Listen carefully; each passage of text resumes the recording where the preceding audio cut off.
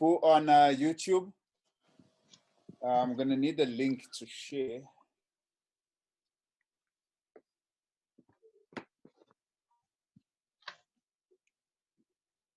I think we're live, huh? How can we get the link? Okay, let me find it. Hi, Che. I think you can take it away. Thanks. Okay. All right. No, thanks, D. Welcome to everyone. Welcome especially to our panelists, and Nomsa, and Telegu Luvuyo Manyi, and Kateko Koza Dennis Rolls. If this is your first time tuning into these weekly Sunday workshops, we normally pick up a particular topic and then we bring in some insightful people or experts who then delve into the topic. We've got a Facebook live link. We also have a YouTube streaming link. And then there are some people who do have the Zoom link. But that's so that we can make sure that the engagement goes through as many platforms. We are paying attention to the comments that you will make. So to those who have greeted us, Samkelo, Mlamli, Tieni, hello to you too. And as people will join. But today is quite a big day because the first two workshops that we did, the first Sunday and the second Sunday, we focused predominantly on ICT-based issues. We did, however, dwell on the impact that those particular industries and issues have in general, and especially under these unique times that we find ourselves in. But in this particular one, this will be the first one where we're actually looking at the SMME. So today's session is to really go deep into, will we cope? Will SMMEs come back after this? And we look at we'll touch on a more holistic aspect, and then we'll look at the aviation industry towards the end. But we're also going to look at what has government done as interventions. I'm sure many of you guys have been hearing a lot of interventions. Will this work for us? So just to run through the topics for today, Luvuyo will start and he will focus on SMME funding, the birth or death of SMMEs. Session 2, we'll look at what role, from Dennis Rose, we'll look at what role does creative strategy play in the contribution to SMME success. Session 3, Nom Santelegu will take us through how can we become stronger entrepreneurs to take on giants as one, so collectively. And then session 4 will look at turbulence, uncertain times for SMMEs in aviation post-lockdown. So without much to it, I'll give Luvuyo the floor. Remember, guys, this is an interactive session, so we are looking at the comments. We will definitely make the inputs. If you have a different view, feel free to also raise that. Even if you aren't able to speak, you can write it. If you are on the Zoom call, you can go to the chats and you can write on the chats and we will definitely pick it up. But Luvuyo, you now have the floor. Everyone else, please make sure that your mic is off. Okay, no, thank you very much. Yeah, thank you very much, Africa, for the introduction. And I've been actually asked a number of times around even the theme and the topic, as everybody's viewing this as a doom and gloom. So I hope to provide some insight and some thinking, and in the end also to provide some hope. And I think obviously, I mean, given the context right now of COVID-19, SME fund is quite a big one. In fact, funding at large, from the individual unemployed right up to large corporations. And I think we have to acknowledge the work rather the mammoth task that is really quite unenviable for government to actually try to resolve this unprecedented issue of actually keeping the economy alive. And given that challenge, naturally it will not necessarily be perfect, but I want to give a huge salute to the interventions that have been presented as at least as a starting point to try create some liquidity into the market and to obviously try keep this economy afloat at all aspects of the value chain. But I think before I delve into the SME funding, I wanted to rather paint the picture of an SME pre-COVID-19, and then go into what's been the impact to an extent of COVID-19 that could inform some of the reasoning behind these interventions and some of the lacking aspects so far as funding is concerned. So first, we need to acknowledge pre-COVID-19, the SME landscape has actually been quite dire. If we consider it from an ecosystem approach, when we look at the landscape, I like to break it up into three pillars and not just focus on risk capital as one of the pillars, but explore the other two elements as well, which then speak to market access.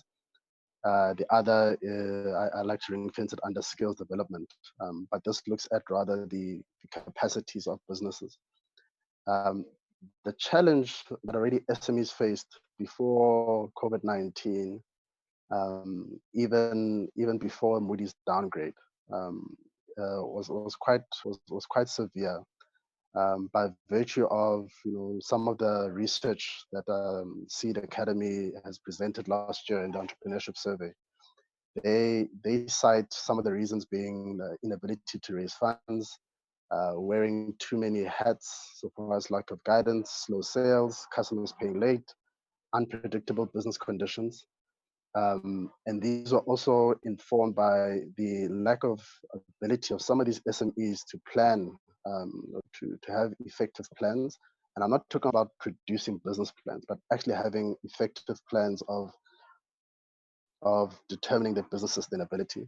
And then also being ill-equipped as well by virtue of some of the barriers that have been established either by public sector, being government, or the state-owned companies representing government, and others private sector. So all of these things have actually fed into their risk profiling. And I speak about risk profiling because this is kind of an abstract topic that then speaks to how do I access funding, whether it's grant funding, whether it is debt or equity funding. The risk profiling is important as it then speaks to the ability of a business to yield a particular return, either to service a loan or to service a particular return that feeds into dividends from an equity perspective. And we'll find that a lot of these SMEs, and the reality of them, they're not having 3-year projections. The reality is on a day-to-day basis, we're talking about 30-day, 90-day cycles of business activity, which keeps them in already a vulnerable position.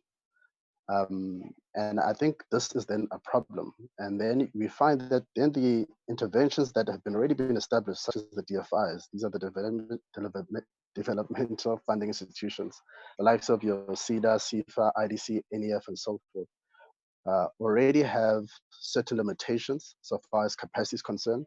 We already know that even COVID-19, they have been ineffectively supporting small business by virtue of either not understanding the nature of these businesses or having exclusionary funding criteria.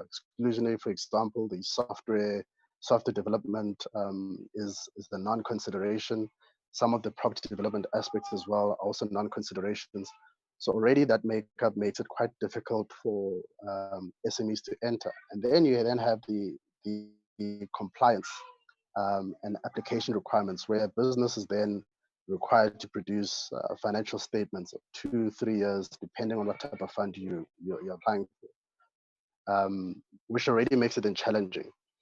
Then we then discover upon an inquiry with these DFIs that they are actually inundated with applications and then don't have the capacity to actually process these applications. And I think what is more frustrating is that they don't have the capacity as well to also understand. I think where we're having a huge challenge is when you're having administrators dealing with entrepreneurship aspects, and others, they don't understand certain opportunities and are then requiring out of business to produce things like contracts that they cannot produce, that can so-called provide evidence of certain return. And I think this becomes quite a huge barrier already under normal circumstances. And already we've seen quite a significant failure rate of SMEs.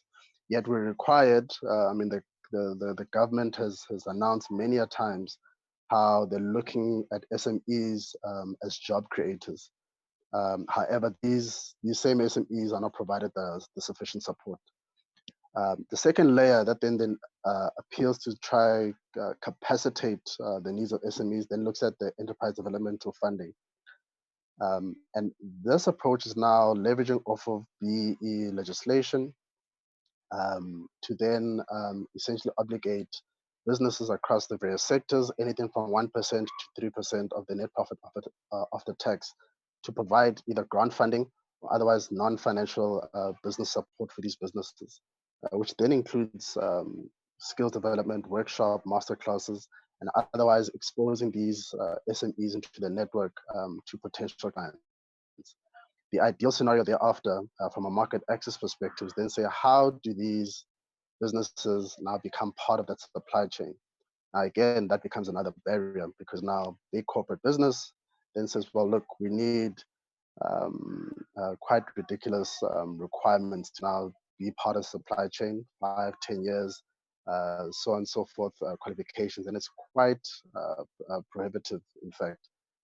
And we see this quite a lot with young entrepreneurs, see quite a lot of Black business not actually being fully exposed to the opportunities that existed pre-COVID-19. So given that context, government now has a huge, huge task. And it's okay, we have this volatility in the market. We have this volatility of SMEs anyways. We have this inefficient system. And I think, I hope rather that they are now being honest with themselves from an introspection perspective, because I believe that COVID-19 is doing such an amazing yet detrimental thing. One, it's exposing all the inefficiencies in the market. It's exposing who is truly a business or not. And more so, it's exposing what all the issues that have been raised by SMEs, entrepreneurs, and lobby groups around the effectiveness of some of these SMEs. Because now we find that the institutions are not actually well capacitated to deal with normal flow, and due to the desperation of everybody, they're now inundated. Websites are coming down. Administrators are overwhelmed by the applications. SMEs themselves are also overwhelmed by the anxieties and obviously uncertainty. What that then also then reveals is that, or creates gaps so far as weaknesses in the system, is that it begs the question of, are the ones that have been successfully funded the most appropriate business to fund? That for me is one question. And the ones that haven't been funded maybe perhaps have been declined. What were the reasonings that led to that? And already I know that some of the applicants that we have just encountered in some of the work that we do have received zero feedback as to why they're being declined, and not actually being assisted in how they can improve the application. So there's a potential one for irresponsible lending. There's a potential one for just creating liquidity, yes, which is a good thing, but it's not really sustainable, it seems, so far as where SMEs need to be post COVID-19. I think the lockdown has been quite a hard-hitting impact across all sectors, across all industries, big and small. But the reality is that small business is feeling it the most, because what it's revealing is that small businesses are not sitting with cash lump sums that they can use to prepare themselves for 6 months, 12 months, the way big businesses do, right? Their response time and therefore response time by government and all these interventions therefore need to be quite quick. Where I have applied either for UIF for my employees, or otherwise these interventions that are there from the IDCs, CIFA, even with business partners and so forth. Those mechanisms they need to be quite efficient in their running, implementation, and naturally the deployment of funds. Other concern that I do have is this speaks to the debt exposure. So some of the funds, how they've been structured, and I'll reference CIFA and the business partners loans, for example, is that they will then provide a 12-month moratorium, and then you see if you interrogate it further, they'll provide a prime rate after the 12 months. So we then have a couple to consider when we talk about the lending. So one is the entrepreneur, the business owner. How exposed are they to existing debt? Is accessing this loan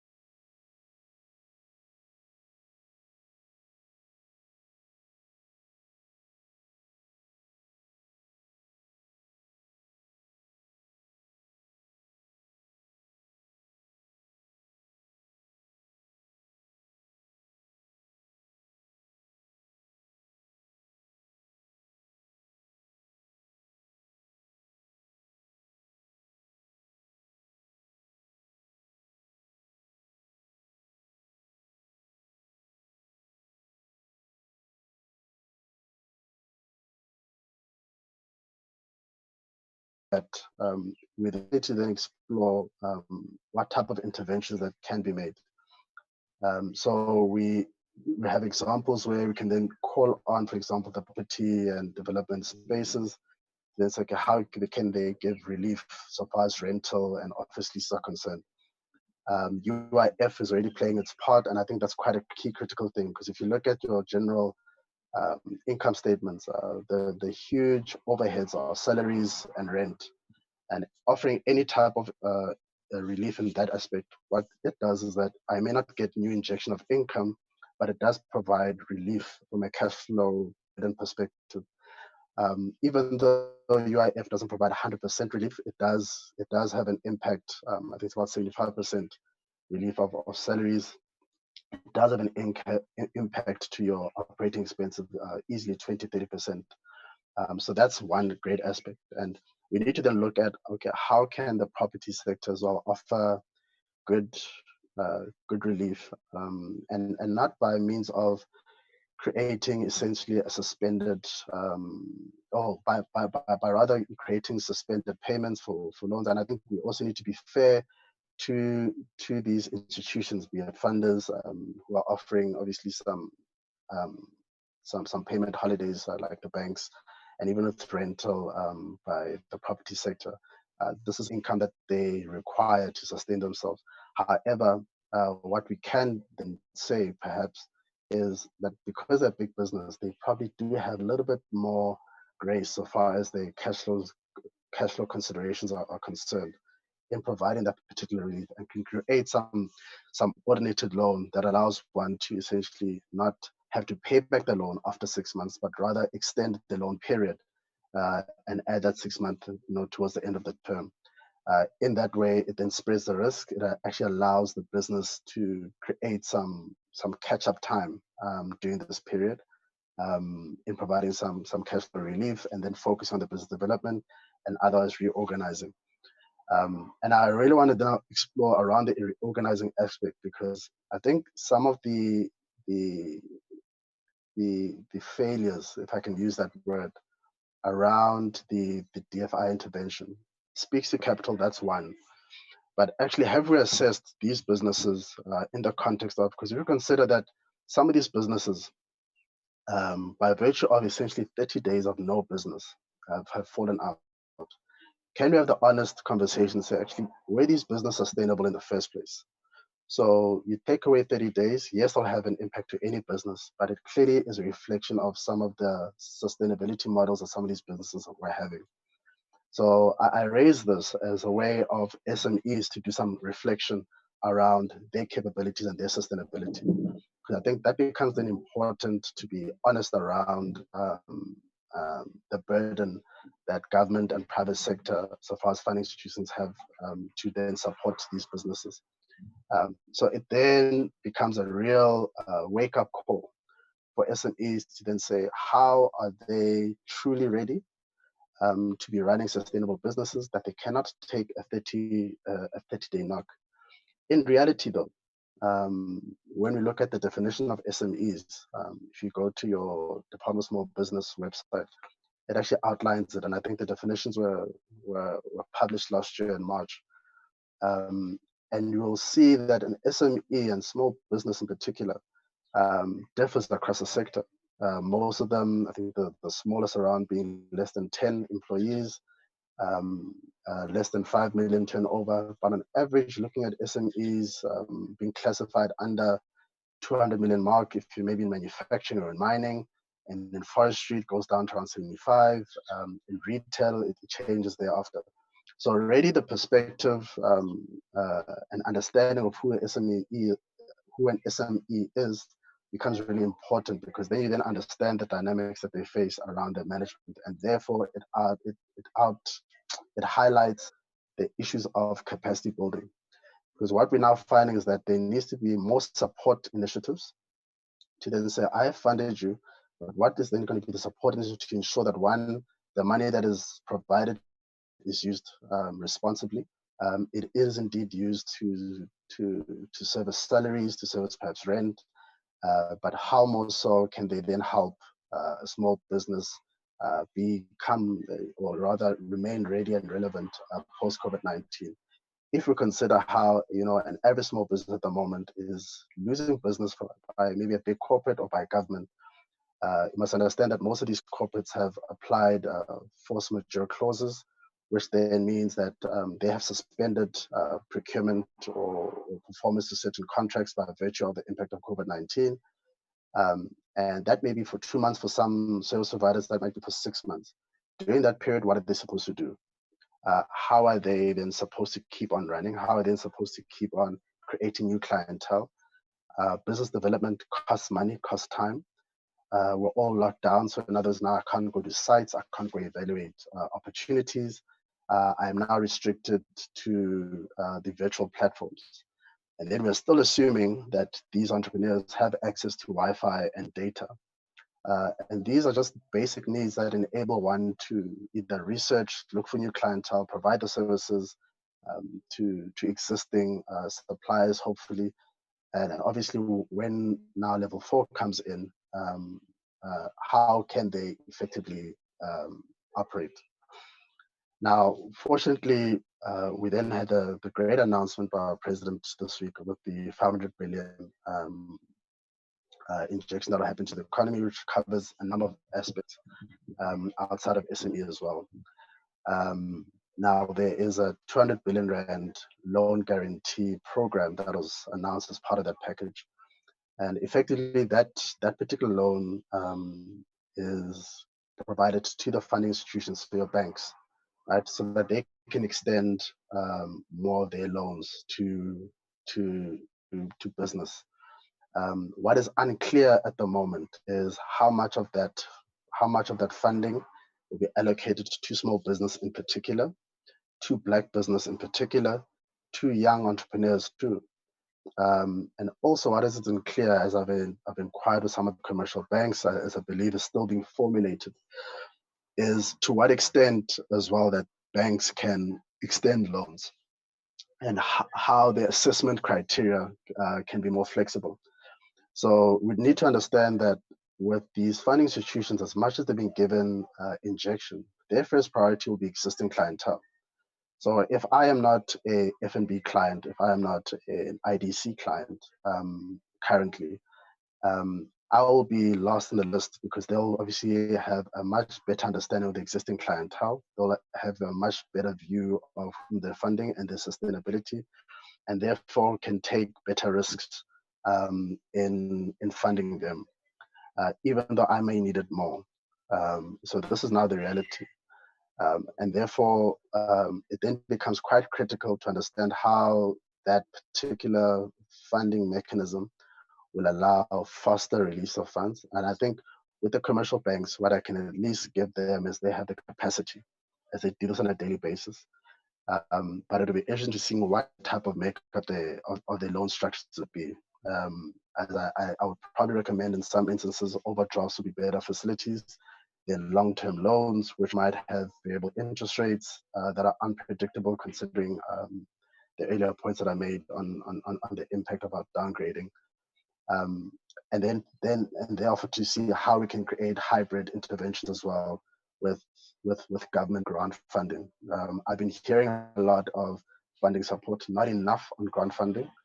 And I think it would be interesting to see how we could actually develop solutions around grant funding interventions. And I think that would be very, very key for us to really see how we can mitigate some of the risk of these loans. My concern, though, is there will be a lot of default payments, irrespective of the interest rate being low, even if it's still low next year, by virtue of the fact that some of these businesses are not adapting to the changing times, and therefore being capacitated enough to continue doing business and exploring new. And just lastly, I just want to just add that, the reason for the topic being death and birth just kind of reflects of one, potentially a very, very death and suicide of many businesses at the moment who honestly cannot respond fast enough. And obviously the economic lockdowns are not helping, but also it's providing an amazing opportunity for new businesses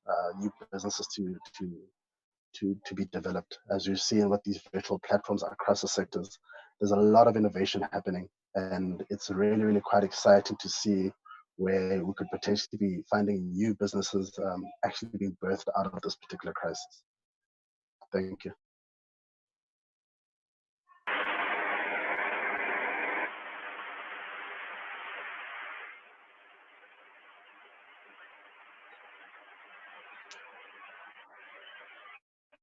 You hear me? Yes, we can hear you. All right, no, thanks. No, thank you for that. You said quite a bit in a short period of time. And I'm sure if you're an SMME and you're sitting there, you're like, oh, okay, so what then?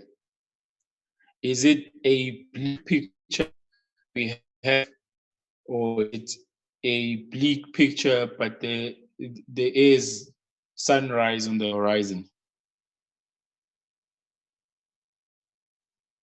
Okay. So reality is that it is a bleak picture, that's for sure. But definitely there is hope. And I think the hope lies in one as an SME or business owner, to one take advantage of the interventions that are there, because I think at this particular space, there's more risk being taken, right? So if you're a really good business, this is a great opportunity for you to get those type of interventions that might have taken time. Because of government response to try quickly get liquidity into the market, turnaround time is supposedly going to happen a bit faster. So there's opportunity in that. Secondly, I think as well, it also creates an opportunity for businesses to take some time at this period where they cannot necessarily do business, but actually reflect on their current business models to see how they can reposition themselves going forward.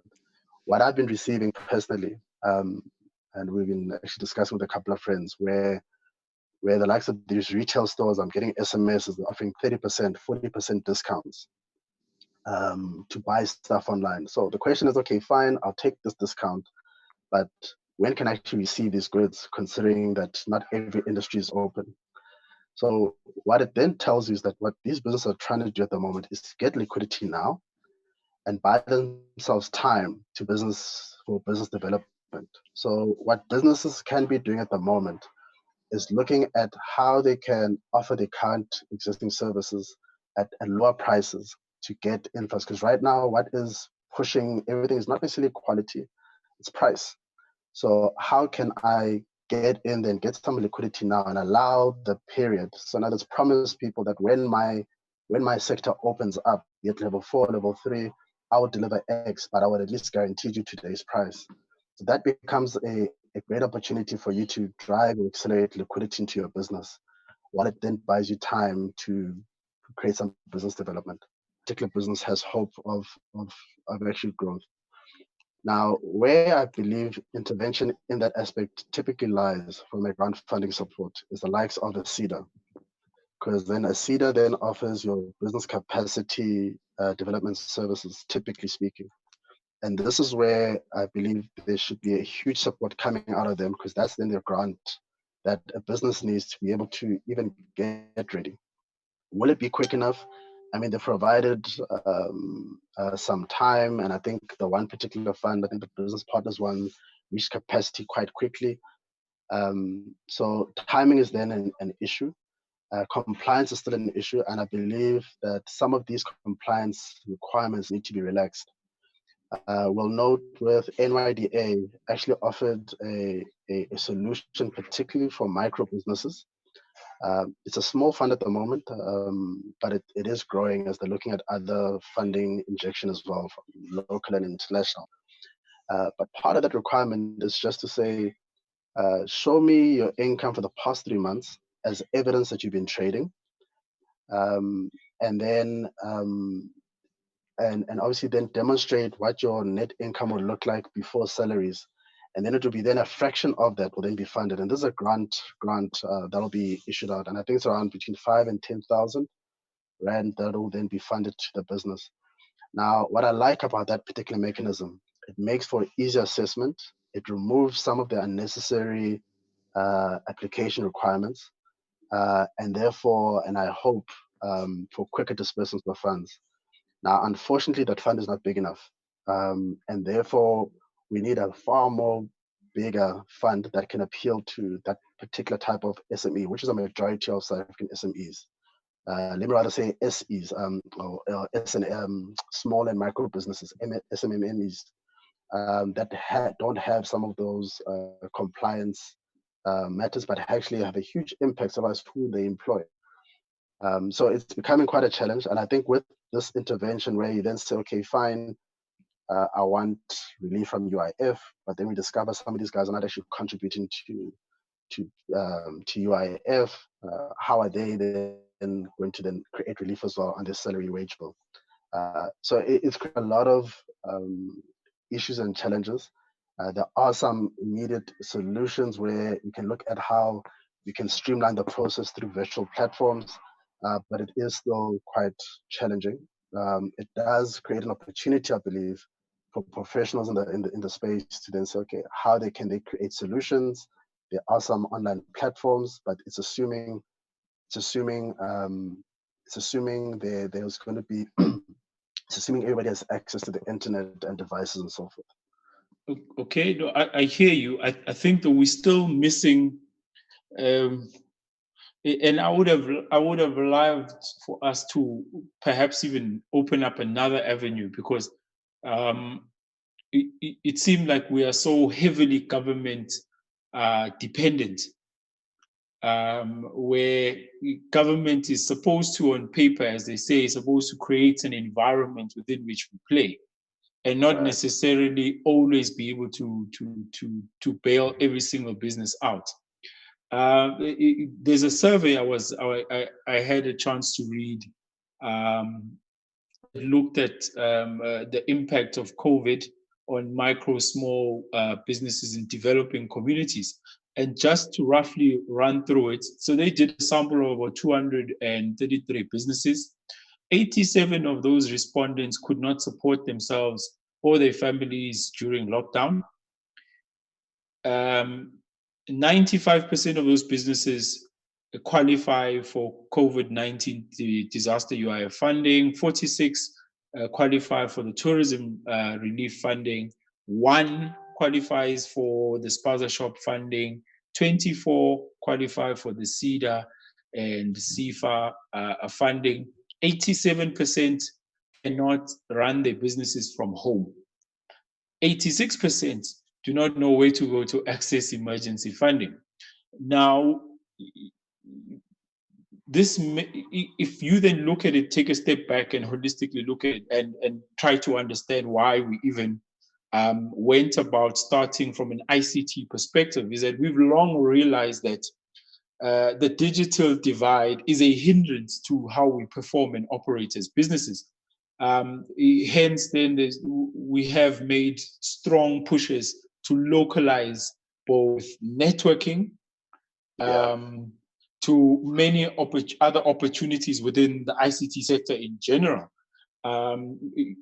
We had this in mind, that even the participation of a fast evolving digitized economy and the participation of many Black SMMEs is already limited because of our access to technology, access to internet, and many aspects of ICT.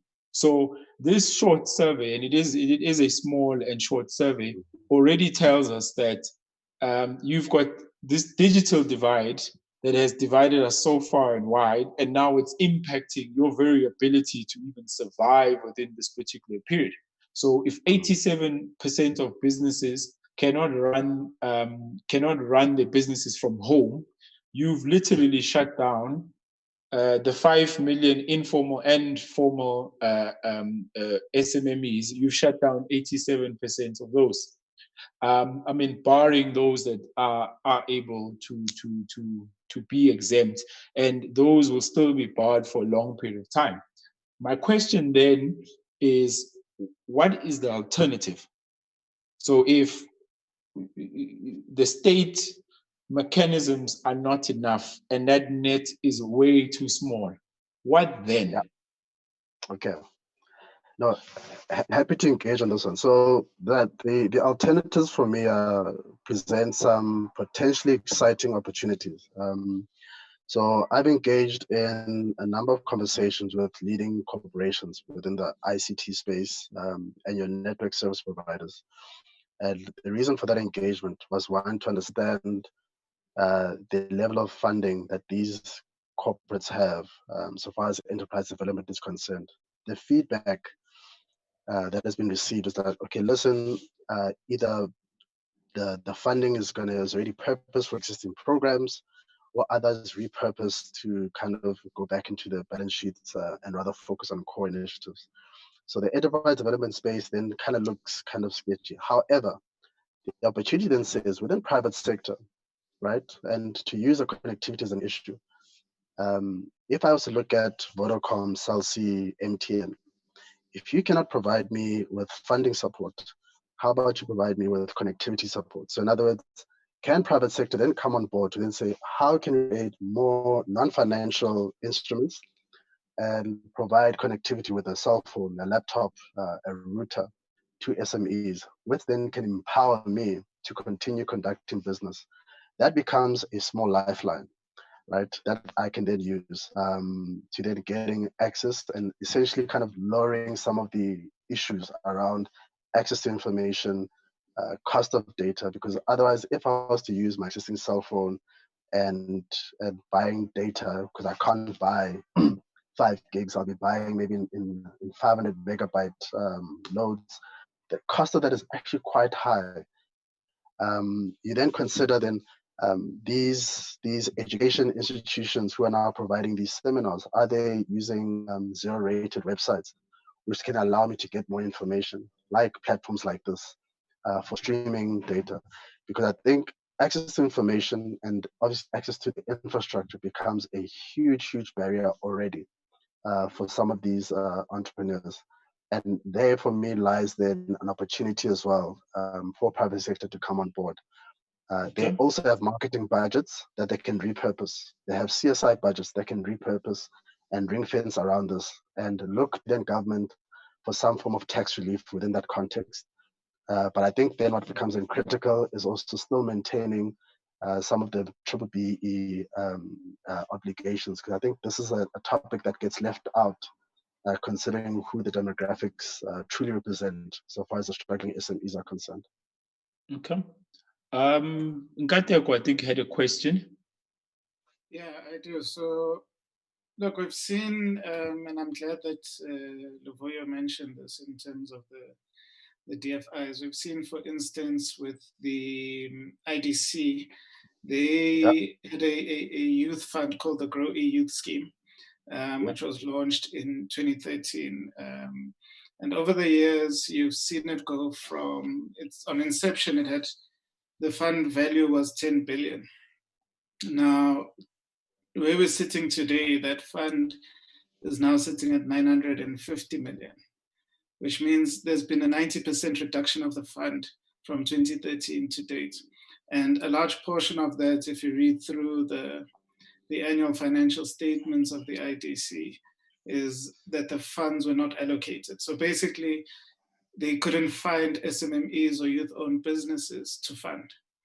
And to me, that points to a very big problem, because we know in reality that the lived experience of SMMEs and youth-owned businesses is one where access to funding is one of the biggest challenges. But when you get to the annual financial statements of these DFIs, it's a totally different story. So for me, there's a need to relook at how these DFIs are structured, particularly when it comes to youth-owned businesses. One of the things that you're speaking to now is with regards to connectivity, for instance. How do you connect youth-owned businesses? But DFIs may play a role there, and it speaks to what Africa was saying around the state's role in the economy as an enabler. So maybe the DFI's role should be enablers, and they should be creating an enabling environment for these youth-owned businesses to operate in, where essentially the ideas, the idea of the IDZs, for instance, the industrial development zones, can be created at a smaller scale within cities to allow that platform for businesses to operate from. So the issue of connectivity could be easily solved. I'm going to ask you, what is the question? Yes. So do we not need to reconfigure how DFIs work, and in particular how they look at youth-owned businesses? Because if the IDC cannot allocate 10 billion in funding because youth-owned businesses don't qualify for their onerous requirements. How then do we restructure those DFIs to enable youth-owned businesses to participate in the economy? Because that's still going to be a very big avenue for access to capital. All right. There's another question from Tepang Ramosipile. I hope I pronounced his name correctly. And I like this particular question. And the question goes, car washes and these lifestyle villages, elokishini, create jobs, especially for young people, and many of those types of jobs. But most of them are not registered as businesses. How can they be assisted during these tough times? Most of them are individual owned or owned by individuals who are employed or self-employed, and therefore cannot submit any claims. Now, just looking at the general setup of most businesses that either are informal or formal SMMEs, this is the typical. They might not all be doing the same thing, but this is basically the typical type of business. And this is the business that is really, really affected, and there's no space for them to be helped. For many reasons, many of them do not have a bank account. I mean, we heard the Minister of Finance emphasize about bank accounts, but South African bank accounts and the business bank account is expensive. So if I'm making, say, 2,000 rands a week, or 1,000 rand a week at my small little car wash, I'm washing 10 cars a day or whatever, and 200, 300 rands a month is a lot of money for money to sit there when the alternative is cash on hand, and there's no charge. We've seen, I think there was FNB, but even they themselves barely advertised that zero-rated business account. So you've got all of these expenses that you are supposed to take care of. You then also, some of the statutory requirements, your tax clearance, your tax issues, let's call it that, your CIPRO obligations and any other industry-based obligations come at a cost. Nothing is for free. To get your books ready so that you can reapply for tax clearance, you need to pay a fee. Now, you already are running on a very, very small budget. What then can you do? Because the best business decision is to actually follow the model that the people elokishini nasemakaya have been doing. Treasury can, and whoever else can argue otherwise about formalizing businesses and having many of these processes there. But the best business decision is what the decisions that they've been, these survivalist SMMEs have been are using. So where is the gap? What then do I do? I've got a car wash. I've got a shisanyama. I don't have great turnover. I don't have great profit margins. I need that Friday, Saturday, Sunday business. I self-create. I'm creating my jobs. I clean my streets. I do whatever I can, but I need. I mean, oh, you have a food outlet. I need that weekly. Where do I go? Quick answer. Where do I go? So 100%. That's actually kind of the biggest issues that I believe government is not attending to effectively, right? And you can throw in hair salons as well. You can throw in, I mean, I know a lot of entrepreneurs who've got their own gin label, and they were dependent on these farmers markets to distribute their gin and certain events. Now all of those things are closed. And of course, as we know, alcohol is still, at least not at that level anyway, it's still not being traded at the moment. So it's creating quite a big issue, unfortunately. And because of these requirements, it's only reflecting on how more prohibitive this is just making it for these informal, and I'll call them informal by virtue of classification. But these are actually very, very sustainable businesses, considering the amount of traffic that they're able to drive over a weekend, like a car wash, like a Chisanyama, and so forth. And these businesses take care of households quite well. So given that, where I believe the government should have been doing, or what should have been doing, is providing more guarantee support to the likes of CIFA and CEDA to then say, let's onboard those that are not compliant, those that don't have maybe bank accounts. We fund them with the condition that we create that space for them. Because by you saying is, if I don't have them, I can't even apply, it takes out such a huge amount of potential applications. But there's opportunity now in creating new bank accounts. There's opportunity now in creating a new tracking system, because now it's like, okay, just give me your ID. If we're going to prioritize African businesses first, give me your ID. Let's take those applicants in. Let's understand your business, give some information. And then with that, have then a developmental approach which then says, let me onboard you to then become tax compliant for the future. Let's show some evidence as well, because I think we still need to be fair. There need to be some level of evidence that you're making business. Now, this becomes quite tricky. For example, my barber, who I pay with in cash or sometimes an e-wallet, right? How is he then supposed to demonstrate that? So we then need to then take a little bit more developmental approach on understanding how we interpret trading and level of trading their business by understanding the businesses better. Now, the problem with that is that, again, it comes back to the timing aspect and the efficiencies of existing mechanisms to then say, do we have the capacity at the moment to be able to delve deep and understand that Luvuyo's barber down the road actually gets 100 people on average every single day and 500 on the weekend?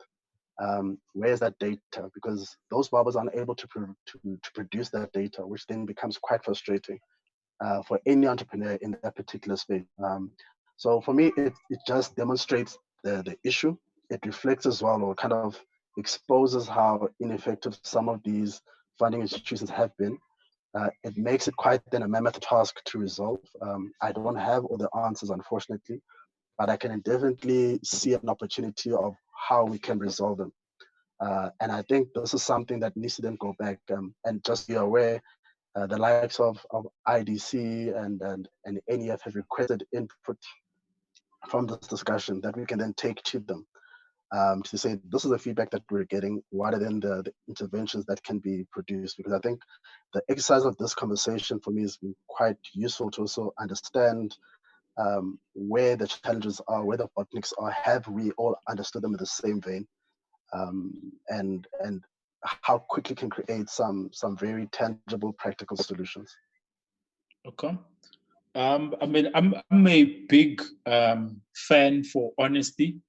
Rather know that there is no help available for you, so that you can make a plan like most South Africans have, or most South African small businesses have. That's how we have been surviving throughout.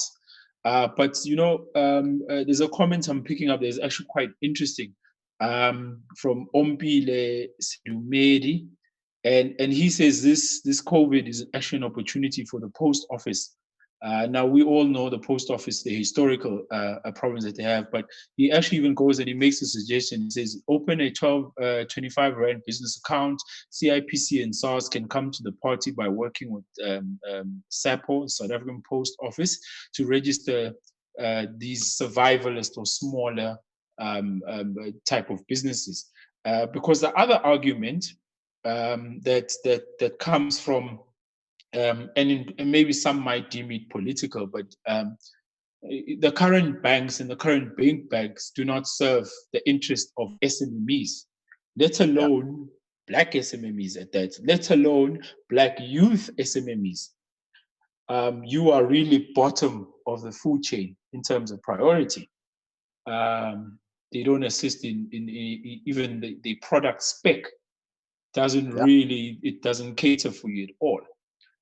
So what is the logic of you creating more business and taking your business to people who do not in any way or form help you or try to help you?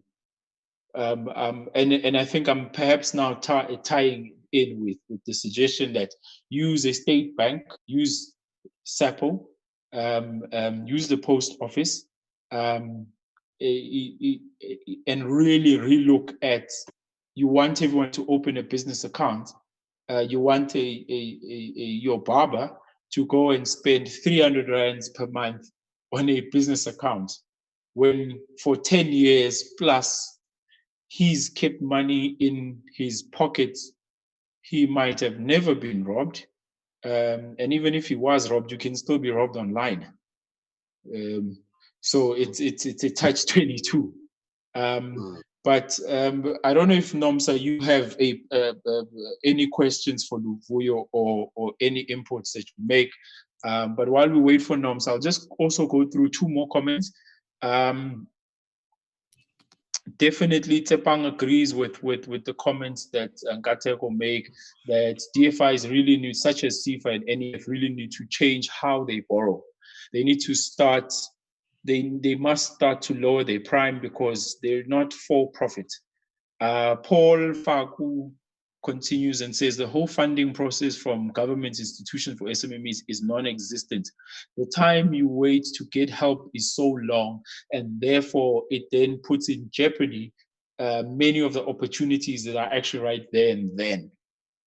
Nomsa, I don't know if you want to perhaps make a comment or any other suggestion on this particular aspect of it. But while we wait for Nomsa, LV, I will ask about, what about these people they call angel investors? We don't know which heaven they come from. We don't know where to find them. They are called angel investors. They are called, where are these VCs that have long been pronounced as the alternative hero to the whole funding ecosystem? But Nomsa, you have the floor. Thank you very much, Africa. I think the biggest challenge is that for a very long time, there's been many carrots that are dangled in front of the SMMEs, by saying there's help, from government. But COVID-19 really exposed all the limitations that government has where SMME support is concerned. The biggest thing being the compliance. So you find that this help is available, yet SMMEs are not compliant. And compliance is not an issue that just happened in the COVID-19 space. It has always been an issue. So I would encourage SMMEs to really get out there and get assistance where compliance is concerned. There are cheaper ways of getting assistance with compliance, so that there's no any other excuse from government to say we are not assisting SMMEs, because you think of SMMEs that have no access to technology, have no access to a bookkeeper. Obviously it tells you that they will not have access to funding. So how do we get these services to the grassroots so that they can be able to take access and to take part in being active in the economy?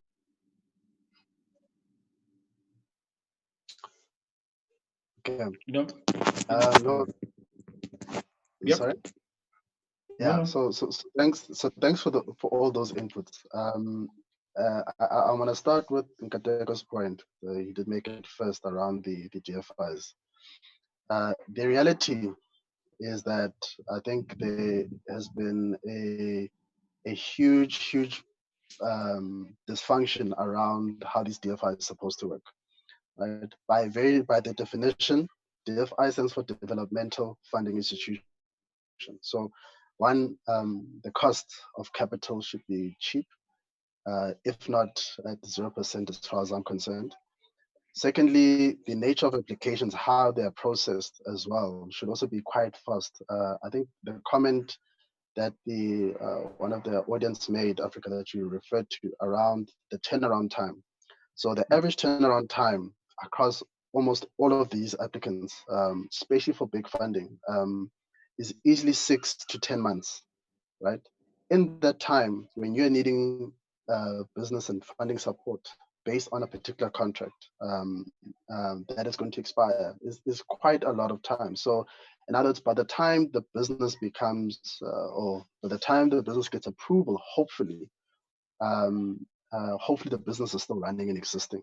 Hopefully the opportunities that funding required to take advantage of, like purchase orders, are still existing. Now, reality is that that's not the case. We need at least 30, 60 days at best to process funding applications, which then tells you that one, either the capacity of some of these DFIs are shocking.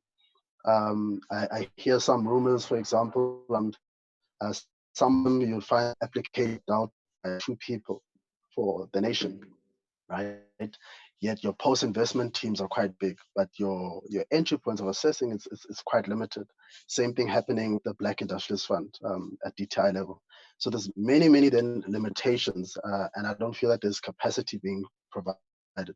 Secondly, when you then talk about some of these sectors that are now considered. So in the 4th industrial age, software development.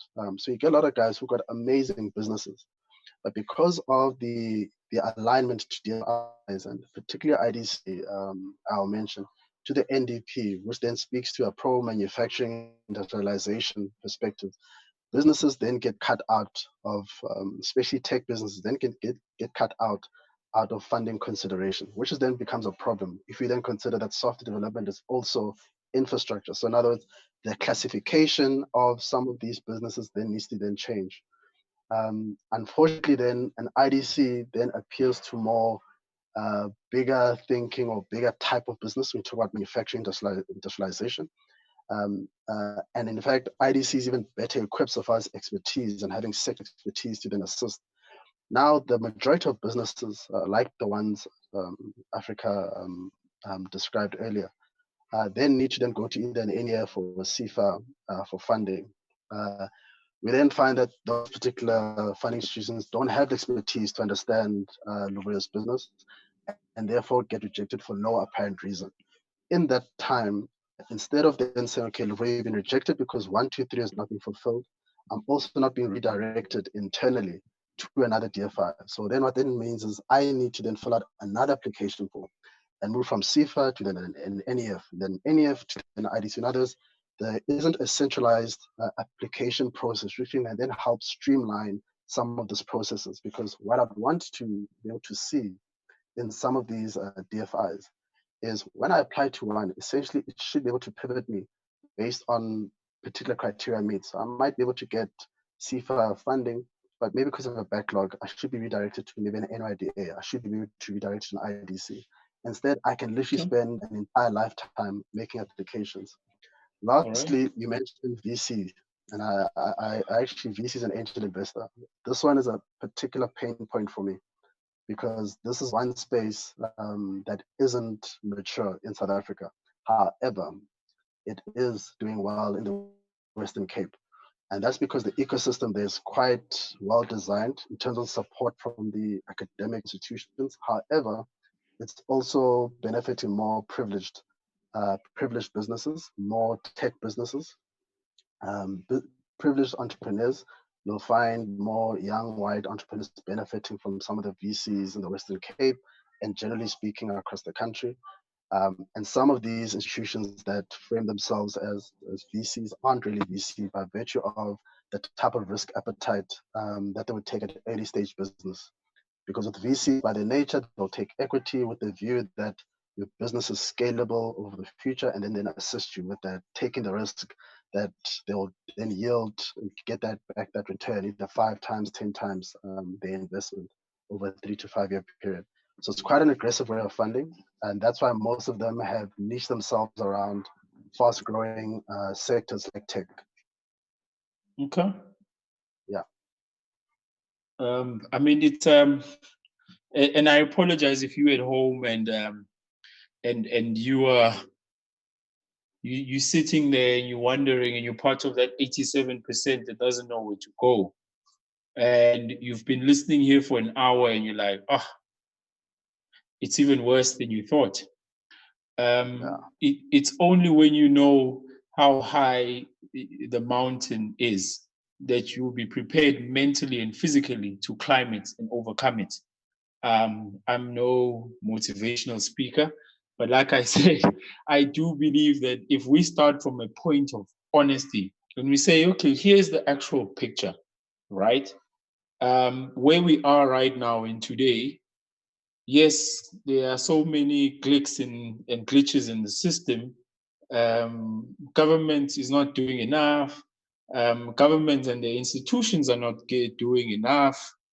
We haven't used our procurement muscle to boost SMME participation, so on and so forth. The banking system has not been overhauled to suit a country that wants to enhance and be better or enhance environment for SMMEs and just business in general. But we do need to know the truth. So these are the truths. I'm going to make one comment from one of the groups, and then we will then move over to starting to look at, so we've painted the picture, and then we now want to look at solutions and how we can use various techniques while you are still sitting at home, while you are unable to actually do business, to start preparing for business. Like Luvuyo, when he began and he made reference to the retail sector that are already doing specials, running specials for products they are not allowed to sell to you. So you buy and you pay now, and they've got your money. Whenever the regulations allow them, they will then deliver your product, or you'll be able to collect your product. But you've essentially already bought the product itself. So there's a comment from Zumbu Mbara, and he says, shouldn't we consider the stockfill model to fund each other? He says he knows a whole community in Cameroon that has established businesses for one another in South Africa successfully because each business contributes to the funding of newcomers here. And I think we can look at various applicants of the whole stockfill model and how we can amongst ourselves create small funding vehicles. So not big, not multi-millions, but sometimes all you need is 30,000. And that might be 6 people putting in 5,000 rands each. That might be 30 people putting 1,000 rands each. But whichever model that then works for you, and I think that's what I drew out of it. We do need to spend this time wisely, and it's actually quite embarrassing now when you reflect back and you're hearing some of these comments that those are the things that last week, those are the vehicles that should have been created already.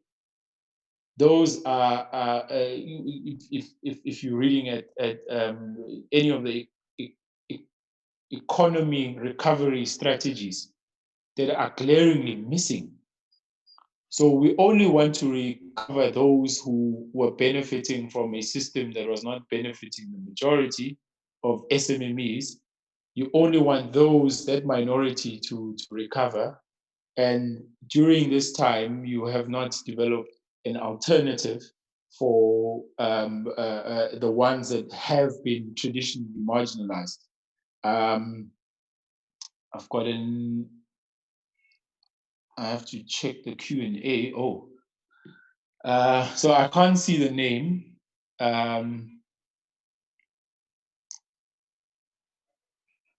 But we'll call him Galaxy Grand Pro Plus.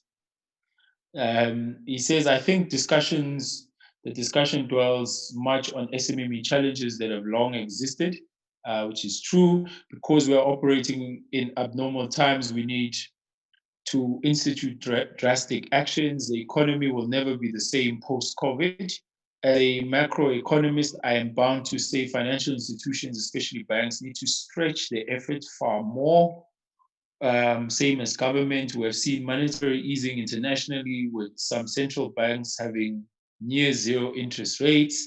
We saw how quantitative easing helped the likes of the US get out of a recession. My question is, can we not advocate for the authorities to go all the way in terms of interest rates? I think you might also need to elaborate what do you mean by go all the way? I feel some hesitancy, and I understand the obsession with satisfying rating agencies, but the solution here might lie with greater liquidity in the short term. And I think that is the general, to respond slightly to that, that has been the general attitude for many of the SMMEs to say, we need more. The environment was crap before, it's even worse now. And I think it's again, it's so important that we are honest about the actual situation of the SMME. But we will pause this particular session because we want to also brighten up and start spurring back the thinking, the thinking on solutions. So you're sitting at home, and you're wondering, what should I do? Should I look at my financial statement? Should I look at my operations plan? Should I look at my creative strategy? How do I even start imagining what success looks like? And I think for that, we're going to bring in Dennis. Dennis, are you online? Yes, I'm here. Dennis is going to present what role can a creative strategy play in contributing to SMME success. Yeah. All right. Thank you, Africa. I'll just share my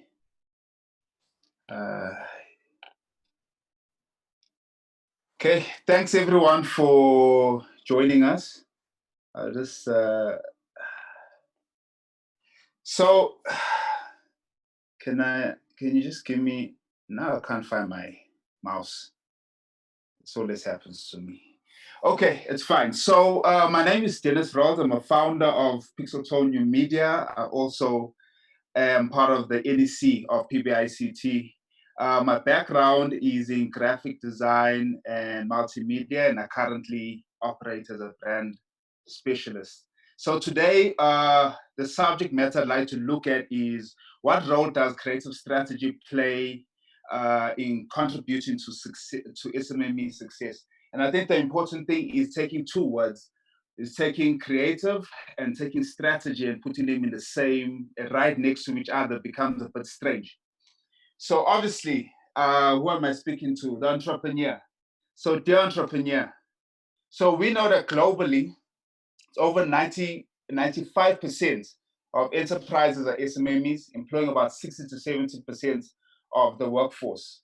So the GM's report says South Africa is one of the highest that has the most business or startup failures. And that rate is across the world, right? So we are doing quite bad, right?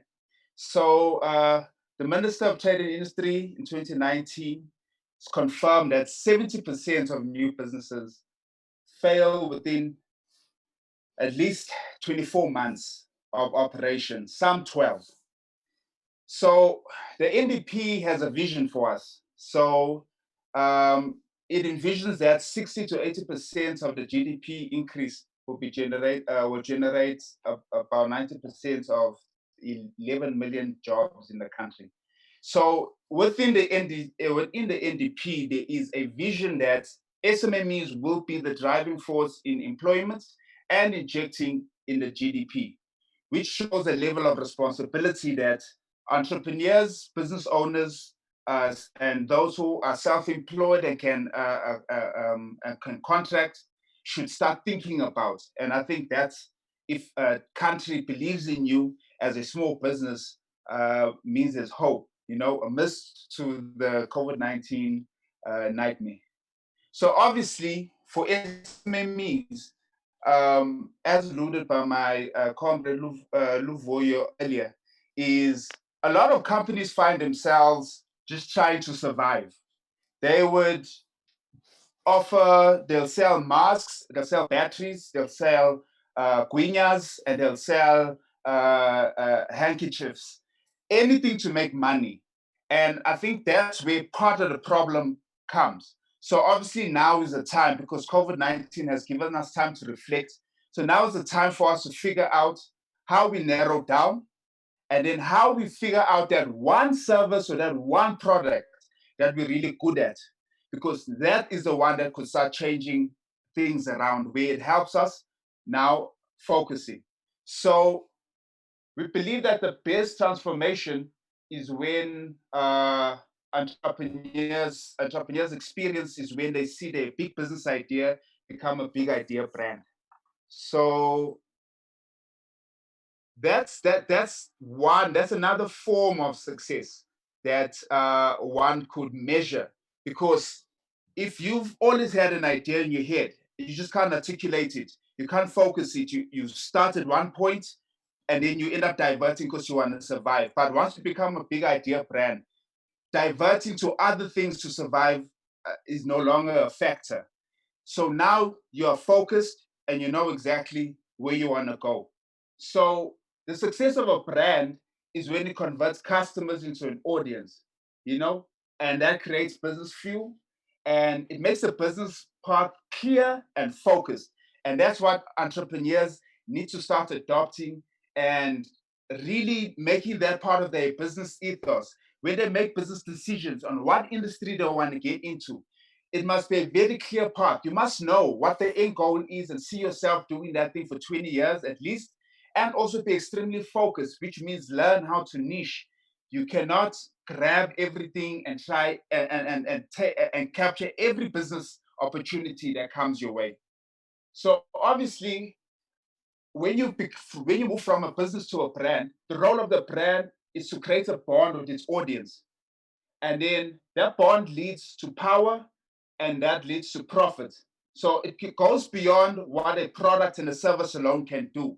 So what this means is, when you're thinking about the business, is how can you go beyond the service? How can you go beyond the product? So for instance, if VW releases a Golf R and it shares the exact same spec with maybe a Hyundai, the exact same spec on sheet, and the Hyundai is cheaper, chances are people who love the racing, who love fast racing cars, would still tilt toward the Golf, the Golf R, right? Because that's a brand. Similarly to my favorite brand, Apple, what had happened is, at some point in their dark history, they had licensed their software to another manufacturer. That manufacturer was considerably cheaper, but people still went to buy the Apple because they had invested emotionally to Apple. So no matter what, no matter who had the same operating system as Apple, no matter how cheap the product was, they would still tilt toward, because that is an investment that they've made, an emotional investment. So obviously, when a business becomes a brand, it moves from unknown to becoming an audience favorite. So how that happens? Obviously, demand becomes desire, needs become craving, and thinking is replaced with emotions. And when you service someone, anyone would know. If you have a specific barber, you have a place where you do your hair and nails, if someone treats you a specific way, you'd always go back to them. So it goes back to business service. And that's the most important thing, is that you want people to invest emotionally in what you do, in the service that you offer them, in that need that they have.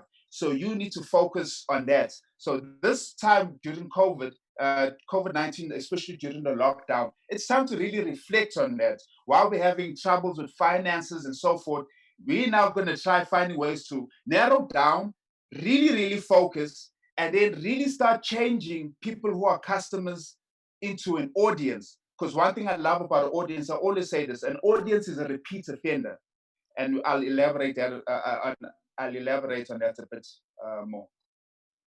So let's break down what a company is, right? It's important that us as entrepreneurs know this. A company is it's a legally registered trading entity. It's that thing you get from SIP. That's a company. That is not a business, because that's just a piece of paper. It says, I can legally participate in trade in this country using this particular number. I can open a bank account and I can do other things that are document-based and legally based, right? Then what's a business? A business solves a problem, right? So that's how we need to think of our businesses, not just as a money generating entity, but we need to think of it solving a problem. And it has rational transactions, right? That means anyone can buy it anytime.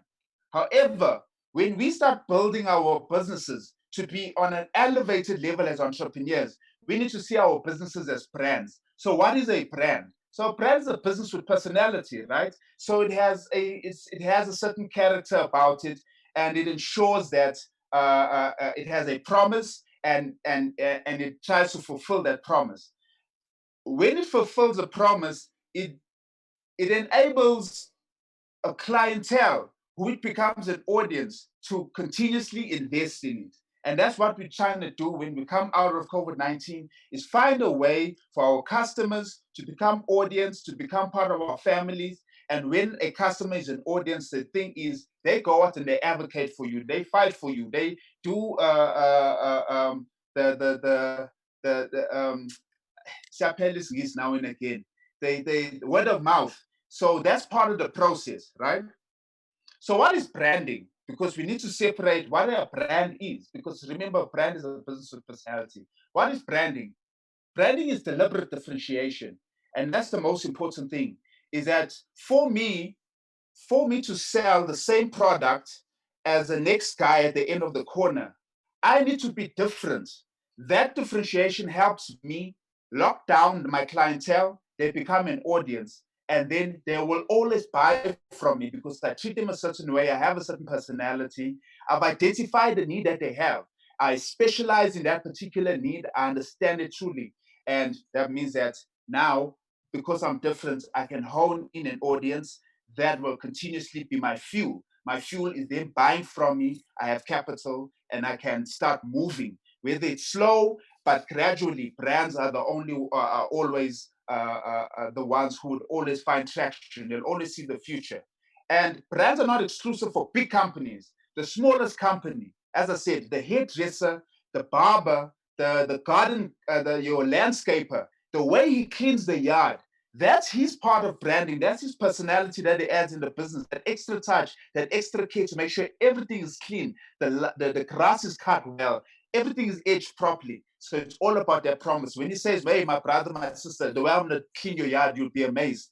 And he sticks to that promise. You would always use it. And that transfers from small businesses run by entrepreneurs all the way to large Fortune 500s. So there are 8 benefits which are an ROI to investing in branding, right? So the one, it obviously boosts your immediate sales. So because you differentiate yourself, you are able to hone more sales and get more favor from now an audience who used to be a client, right? It also attracts and retains superior workforce. We know that there are brands out there which are different type of companies, from finance or whatever the case may be, small and big companies, where you say, I just want to work for that person because I know I'm going to learn a lot, because that company adheres to a promise and wants to continue with that promise and builds an audience. It helps you grow your market because you are focused exactly on what you do. A landscaper can't be a roof cleaner at the. He can't clean roofs at the same time. He needs to be a landscaper. So he does his job really, really, really well. So it helps him focus, and he creates a vertical in his business where he focuses only on landscaping and garden services. He doesn't paint. He doesn't do roofing and all of that stuff. So our businesses can only get markets by actually narrowing down. We need to go smaller to go larger. It's a trip. It's very scary, but you're not losing out on anything if you're extremely focused and you specialize, and you'll be able to grow a market because that market will always be attracted to you. Like how we know there's a group for Vuras and there's a group for Mercedes-Benz. No matter what happens, there will always be a separate group of people. And those two brands, they really, really, really hone on their market. So obviously, it's a bond. You understand? So you create that bond with your audience because of consistency. You cannot create a bond without consistency. So if you deliver consistency in your promise as an entrepreneur, as a small business, as a mid-sized business, then you have an audience, and that audience is dedicated to you, and they'll always come back to you no matter what. So they're loyal. So that's how you create loyalty. It reduces your operational costs. So when someone is now in gardening services and they try painting, that means that they have to acquire different tools to deliver that job. So you want to ensure that you stay within a specific range and you narrow down as much as possible. Means that you don't hire more than you need, and you don't worry about not worry about opportunities not coming in that one business because you've hired 6 or 7 other people there, or 2 people, and that business is not making money, or that stream of income from your business is not making money. So when you focus and you're doing a specific service, you know that you're an accounting firm, or you a group of economists, or whatever the case may be, you're a distributor, you focus at that one thing. It reduces your operations. Why? Because you focus, you don't narrow out, you don't go horizontal, because going horizontal when you're not ready for good vertical creates a lot of problems. And then you end up incurring too many operational costs. And you also know why you're spending on what you're spending on. When you brandify yourself, when you start thinking like a brand, because you're focused, you narrow, you know who your audience is, you know who your what they pain points are. What it also helps with fortifying your pricing. At some point when you become a brand, when someone walks into Mercedes-Benz, they don't look at a C-Class and say a Toyota Corolla is in a similar class, or BMW 3 Series is 50,000 Rand cheaper. Could you accommodate? Mercedes-Benz is not gonna adjust pricing based off of another product or competitor product. They are Mercedes-Benz. They are that particular brand. So you fortify your pricing way. You look at a value-based pricing system that you offer, and people will know that you have a brand promise behind it. And if I pay that amount, I know for sure that company ABC would be able to deliver that, because they've been consistent. They know this thing because that's all they do, and they focus on that one particular trade, and they know that. So when they charging for a specific product or service, they're pricing it based off of a proven, successful model that helps their clients, and they know they'll get that help.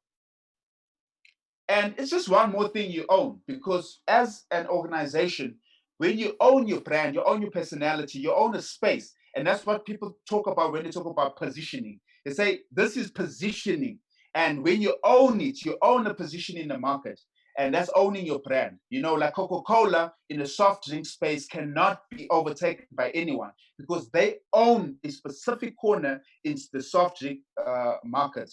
So there is no way that anyone can come and knock them off unless they start slacking. But if they're consistent with their recipe, which they've managed to do, they're consistent with the type of advertising, they're consistent with their messaging, all of that narrowed down. You know, they created off brands, but you didn't get Coke Orange and Coke. You know, they did that with other brands, and those brands like Fanta are more fun brands that allow them to diversify within that range. But Fanta is all around a fun brand. Coke is all about enjoyment, family, and their own Christmas. Christmas is theirs. When you think of the festive season, it's the Coca-Cola season. And also, it future-proofs your business. So you know that you have an audience who are a loyal audience, who always buy from you, always pay for a service. You then will continue to have a future, because being focused allows you to see the future. And many brands who have been focused have seen 100 years, 50 years. We're not talking about the 2 years in the beginning. We've seen that longevity.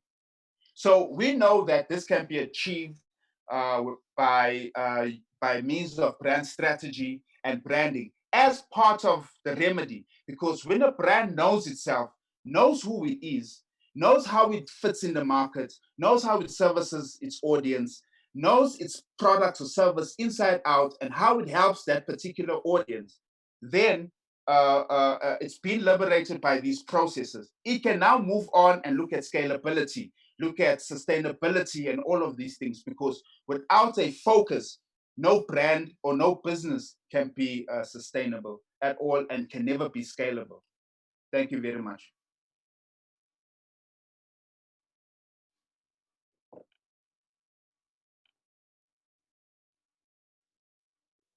Africa? I'm here. Oh, okay, thank you. I was just unmuting.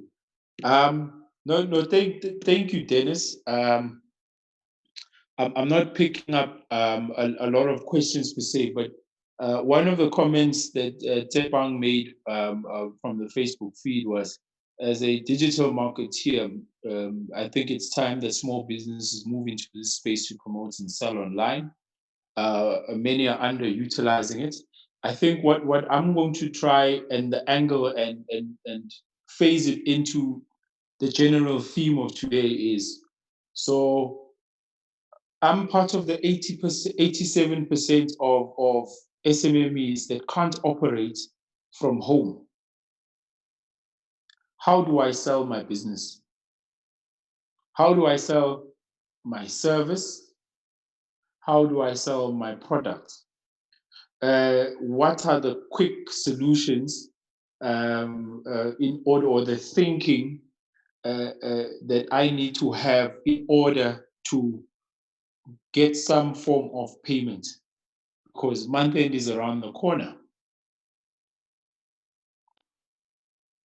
Okay, so my answer to that is it becomes very difficult because you kind of need an example, right? Of what type of business is this that can't operate from home? Number one, I think that's very important to figure out is, are you a factory? Are you what to understand? Okay, Let's create a scenario. let me throw you in the deep end. No problem. And I'm gonna go with the comment that was made on a car wash. So I'm a car wash, Yes. I'm not allowed to operate right now, right? Yes. I don't have a digital presence. Maybe I have a Facebook page. What creative strategy can I possibly implement to make an impact on my business or to create some sales? There we go. I love that now. You see, it's very precise. So if I'm a car wash, I've been operating for a while, right? And if I've been doing my job really well, right, and I've branded myself in a specific way, um, in my service, people know that they would always rely on me to ensure that their cars are always clean, they speak and span, right? That means that I've also generated a database. I have a cell phone. I have a bit of airtime. I can borrow for 10 rand, 20 rand to load SMS bundles or something. But this is now my opportunity to WhatsApp my clients or SMS my clients or call my clients that, hey, look, this is the situation. I'm offering, similar to what that other business did, I'm offering a 20% discount on your next car wash, provided that you pay an X amount now. So it's really about being creative, because not all businesses will survive certain pandemics, and not all business will survive errors also. Some businesses have died, so it's about being creative. That way is your audience, your clientele is the fuel of your business. If you can connect with them and find a way for them to meet halfway with you, then it becomes interesting. Then you can find means because they are loyal to you, right? So that's why it's important to establish a sense of brand. And when I'm talking about sense of brand, I'm not talking about having the logo and the pull-up banners and business cards. No, I'm talking about your service needs to be at such a level that you have people who are loyal to you. So when you need them, that's why they're loyal to you. When you need them, you can make those adjustments that you need to make to see how they can accommodate you by creating these opportunities, and they can, find ways to balance you. Okay. I think Luvuyo had a question. I don't know if Nomsa has a question too. I see. Yes. Once your camera goes on, then I assume you've got something to say. I'd like to speak on this. I think what's important around any business is the ability to evolve the business modeling, right? So given what is allowed to be done for business right now by virtue of the lockdown restrictions, we then have to think creatively. So if my value proposition was to wash a car, now I cannot go to a car wash. However, there are cars on the move. One can then explore, okay, what other type of services that can be allowed in this context that still fall in line with my existing value proposition? So in other words, is there a risk association around contact of vehicles that with COVID-19 virus and how they're spreading it? We've seen videos, for example, of how, I think it's in China, how they're disinfecting roads and so forth. So maybe I cannot clean a car, but perhaps I can look at how I can disinfect cars. This then allows me to then explore how I can now participate in this particular space more proactively. So my view of a car wash is no longer soap and water. I'm now looking at it from a disinfection perspective. So all these cars that are now being exposed, when people are sitting inside, what type of cleaning services I can provide. All of a sudden now, I be essential service, wasn't any service. And I think that's the type of thinking one needs to look at so far as a value proposition. Can it evolve? We look at the likes of Nike. Let's look at the big business, Nike and Mercedes-Benz. They have repurposed their current businesses that speak to this. In other words, they are now using their current manufacturing facilities to produce protective gear. Same thing SAB has done to recycle their plastics to get into the same game. So I think it's to now reevaluate how can you repurpose your existing business with your existing resources to then fit in within this essential service space. This then, I think, gives you an opportunity to be creative around your business, even with the limited means. Because now essential services, and I know everybody's been part of it. LV. Yes, sir. Yeah, I'm not cut you before we you go back to presenting. But I do have a question that I think has arisen by the inputs you've made, and it will go to you, Dennis. So Luvuyo is speaking about re-engineering your business, right? So that you can survive. You speaking about being consistent in delivering a particular service and product in order to establish it as a brand. So I'm a car wash. Elokishini, they know the cars will come out brand spanking new, shiny, looking nice. Would you say it's a risk to the brand if I then now start disinfecting because I'm on survivalist mode? Would you say survivalist SMMEs are in a position to establish themselves as brands? Yeah. Okay. I'd say it's quite interesting, and I think it's a fun question. It's not even difficult at all. So many businesses have pivoted within their vertical, because I think that's what Luvuyo is talking about, is that you're still in a sanitary, car washing is still sanitation. You're still within that same bracket. And you're still doing a new service and a new need,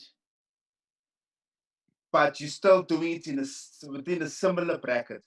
So as you say, it does make sense moving from soap to some kind of disinfectant, where you're like, okay, it's not car wash time, but now I can disinfect your car. The service is still the same, it's still narrow. He hasn't moved away and started planting trees. It's still within the same vertical. So it's safe to pivot close by, you know? So I think it's safe. It's not even survivalist. It's really pivoting to weather the storm. You know, if the market changes, you want to pivot just a bit until you get it right. And that pivoting has always been happening in a variety of companies. So there's nothing wrong with that.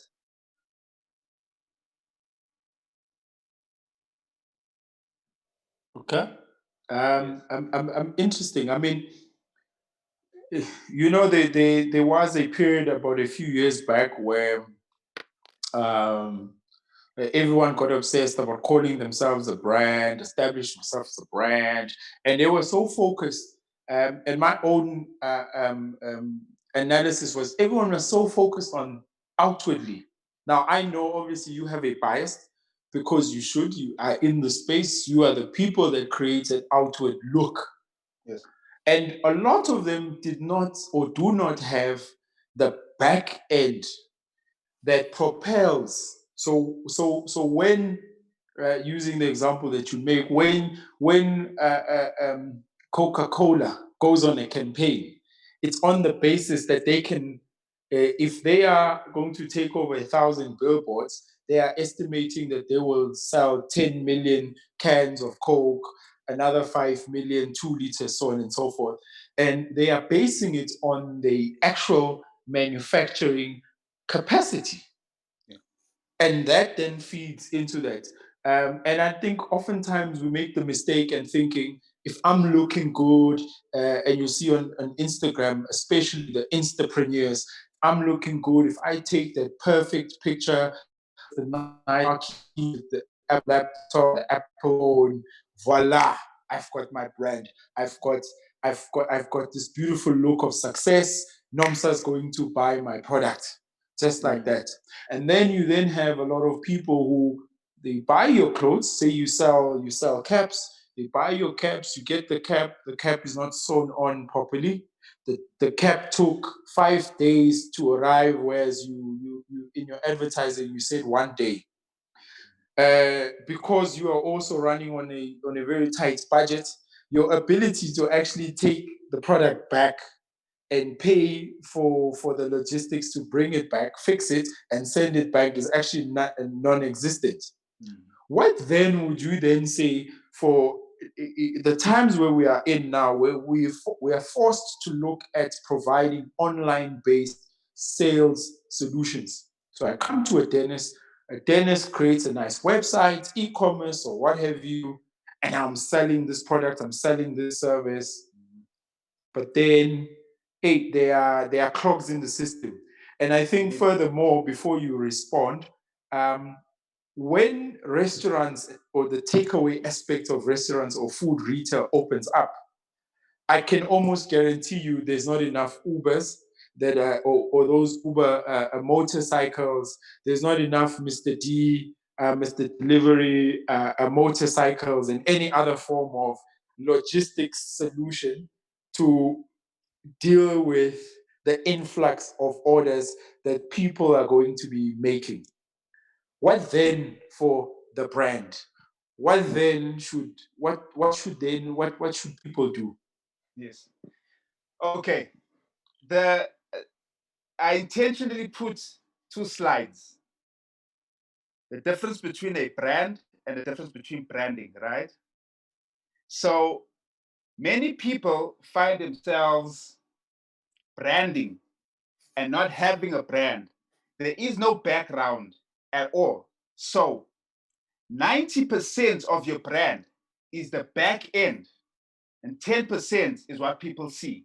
The website, the logo, and all of that stuff there, that's brand expression, that's branding, right?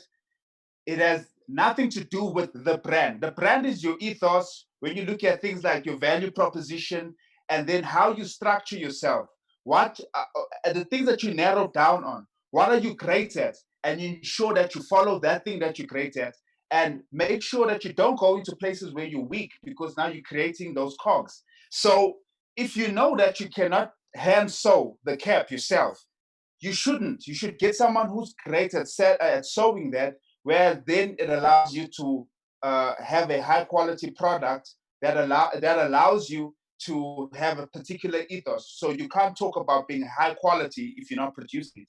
And that's where it begins in the back end. So if you know you can't produce something high quality, your language should not mention anything high quality at all. You know? So that's the important thing about people not understanding the difference between a brand and branding.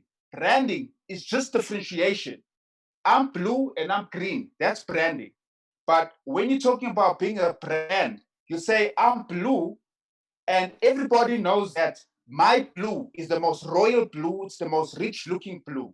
So branding is part of your operational processes, because if your if your brand ethos or your brand DNA is not informing your operations, then there's a disconnect. And then when you brand and have a beautiful logo and beautiful website, then you have no substance. So you're not a brand at all, actually, when you have it. Because some people, as I said, the brand is not the logo, the brand is not the website. The brand is in that delivery that it promises. You know, it's in looking at that value proposition. What problem are you solving? And then how you deliver that solution. And are you delivering it the way that you said you're going to deliver it? So that is the true essence of the brand. And that's part of the brand strategy part, is in the decision making. Remember, strategy is a sequence of decisions, right? So you need to be able to make a decision for this company so you can build brand essence. So having no substance and looking good doesn't mean you're a brand. It just means that you have done branding, but you have no substance. You're an empty vessel. You look great on the outside, you're empty on the inside. You have no value system. You have no proper mission vision system. You have no proper value proposition that means something into a market. And that's why then you'll find that if Mr. Delivery says that we will always deliver on time, they have to make sure that they deliver on time, and they have to make sure that their operations is in place that allows it. So the brand, not branding, but the brand and the sequence of decisions that need to be made that inform scalability, that inform structure, and it's all within the brand. And that's why when people are inducted into a company, you need to induct them to the brand, because that brand has a vision and a mission, a grand vision of what they want to achieve in the long term, and the mission on how they're going to achieve that. That's all part of brand DNA. You understand? So producing cans, as I said, like a product, anyone can produce mugs. Here's a mug. Anyone can produce this mug here. But the interesting thing is depends on the size of the mug, the market you're going for, what's on the mug, what's not on there. That helps with that differentiation. You understand? But it all starts with understanding your brand. And when you know your brand, what it is and who it truly is, you're able to deliver on its promise. And that has nothing to do with visuals at all. Yes. Yep. No, thank you, Dennis, for that.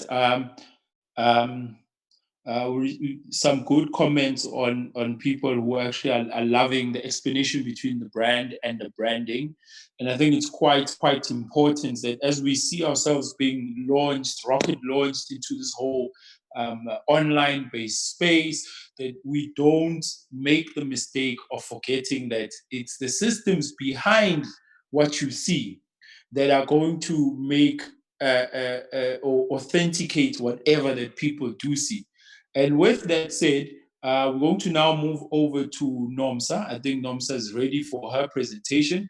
Thank you very much, Dee. I hope you stay on the line so that we can wrap it all together. There is a comment from Tieni Tanwani. He says, it speaks to the adaptivity of your services and products. How does one adjust during a certain particular time? But then, so we've heard about the funding options that are available for SMMEs. We've then looked at exploring and understanding that as we are thrust into this whole online-based type of solutions and services and products, how to define what a brand is and what a brand isn't, and how to possibly look at the approach to look at in creating any creative strategy for your own business. What's then the other option for our SMMEs and entrepreneurs? We've spoken about governments. What then about us as a community of entrepreneurs, as a community of South African consumers? And the next speaker is actually going to dwell on that and perhaps enlighten us on a different approach that we should be looking at. Nomsa, are you ready?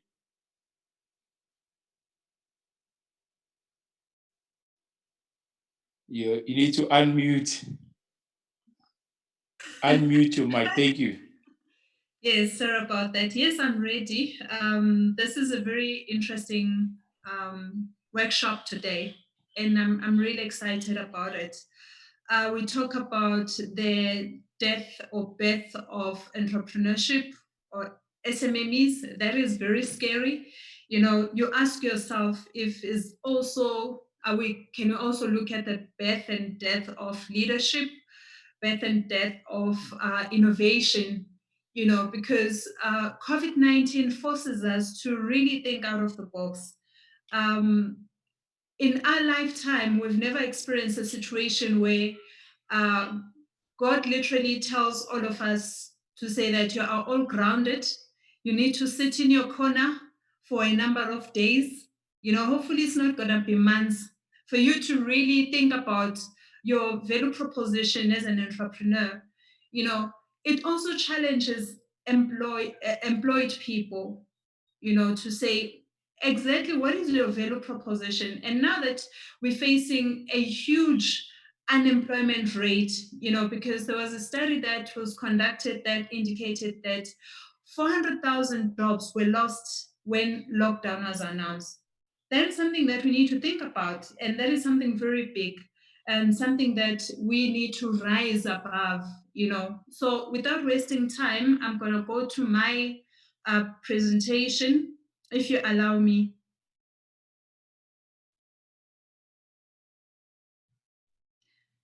Can I share a screen?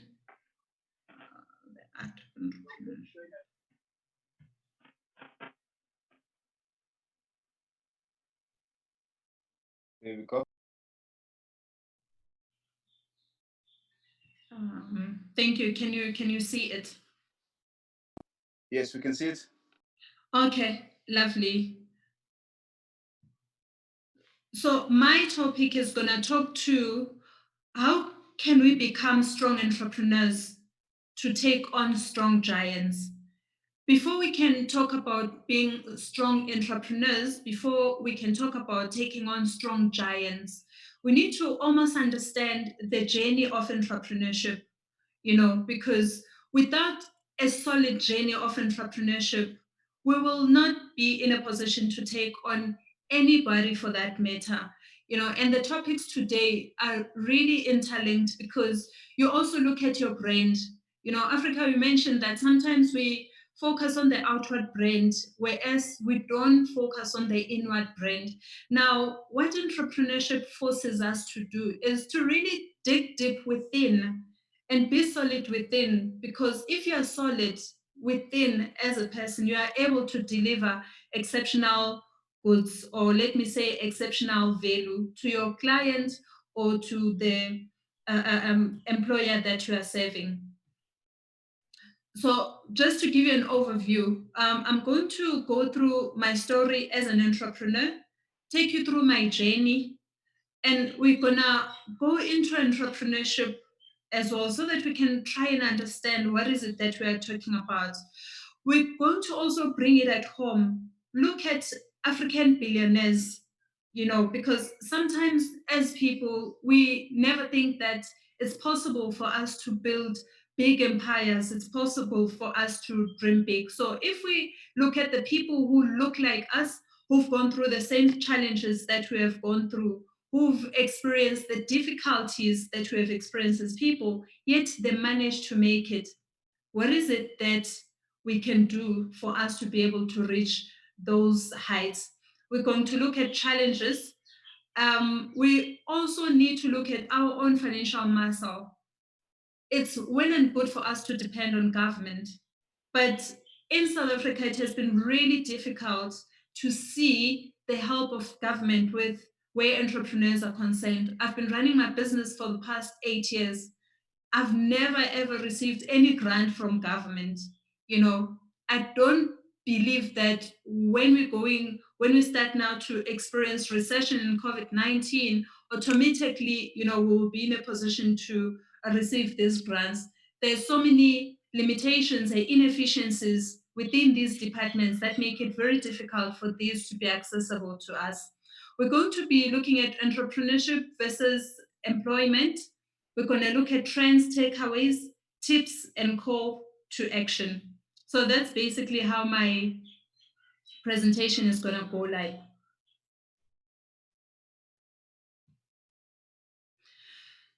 just a brief of history about myself. I was born in the Eastern Cape in a village, very small village for that matter.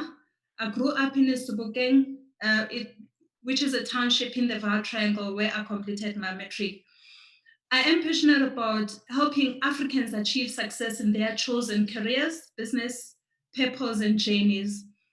So one of the things that we also need to understand as people is that, yes, there's entrepreneurship, there's SMMEs, but there's also entrepreneurs.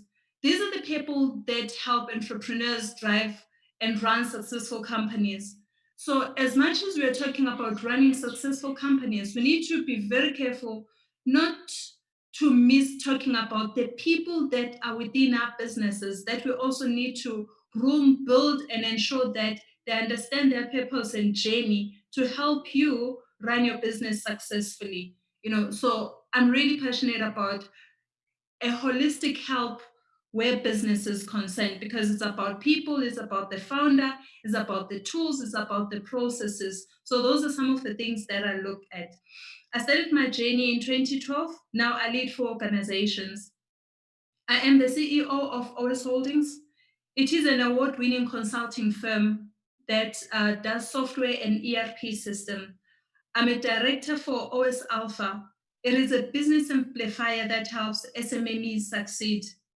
This is really where my passion is, to help SMMEs, succeed in what they do. I'm also passionate about giving a helping hand.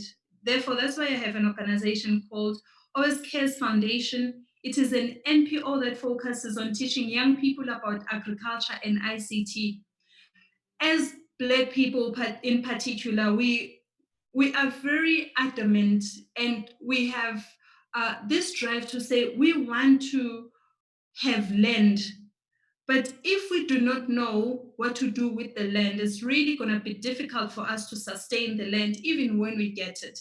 Therefore, I felt that it was important that we teach young people, even children, about agriculture, growing food. When you ask children where food comes from, most of them, they think food comes from Woolies. So it is our responsibility to teach that. For me, ICT is an enabler of business, is an enabler of industries. It is that industry that can really open up, for people that have always been put in a position where they did not have access to it. So it is important that as Africans, we do not just become consumers of ICT.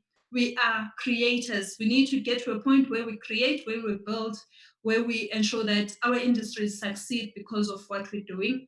I've been recently appointed as a chairperson of African Entrepreneurs Legacy Cooperative Bank. It is very important that we take ownership of our success. And many businesses are failing because they do not have access to funding. The best way for us to succeed is to own the financial muscle, because if we have access to funding, we will be able to build the industries that we aspire to build instead of running after banks, which make it extremely impossible to finance you, or we go to government who has inefficiencies where making funding available, especially if you're a nobody, you have no connections, none whatsoever. So we need to find ways and means that as people, as communities, we are in a position to empower ourselves. So that's basically it, where I'm concerned. So one had to take a journey from being an employee, self-employed, to an entrepreneur. Because if you do not go through the process, you find it very difficult to succeed. COVID-19 is one of those examples that are literally forcing us to relook at our lives, reimagine, reinvent ourselves. I work for an organization called Softline Parcel. I had so much love for my customers and to service them and to support them. But I found myself in a situation where I was restricted. So it became so difficult for me to stay in that position because I felt that my integrity was getting tarnished because Softline Pasta was purely interested in just delivering the software. But my interest was in serving the customer so much more and making sure that they can gain the return on investment of the software that they procured.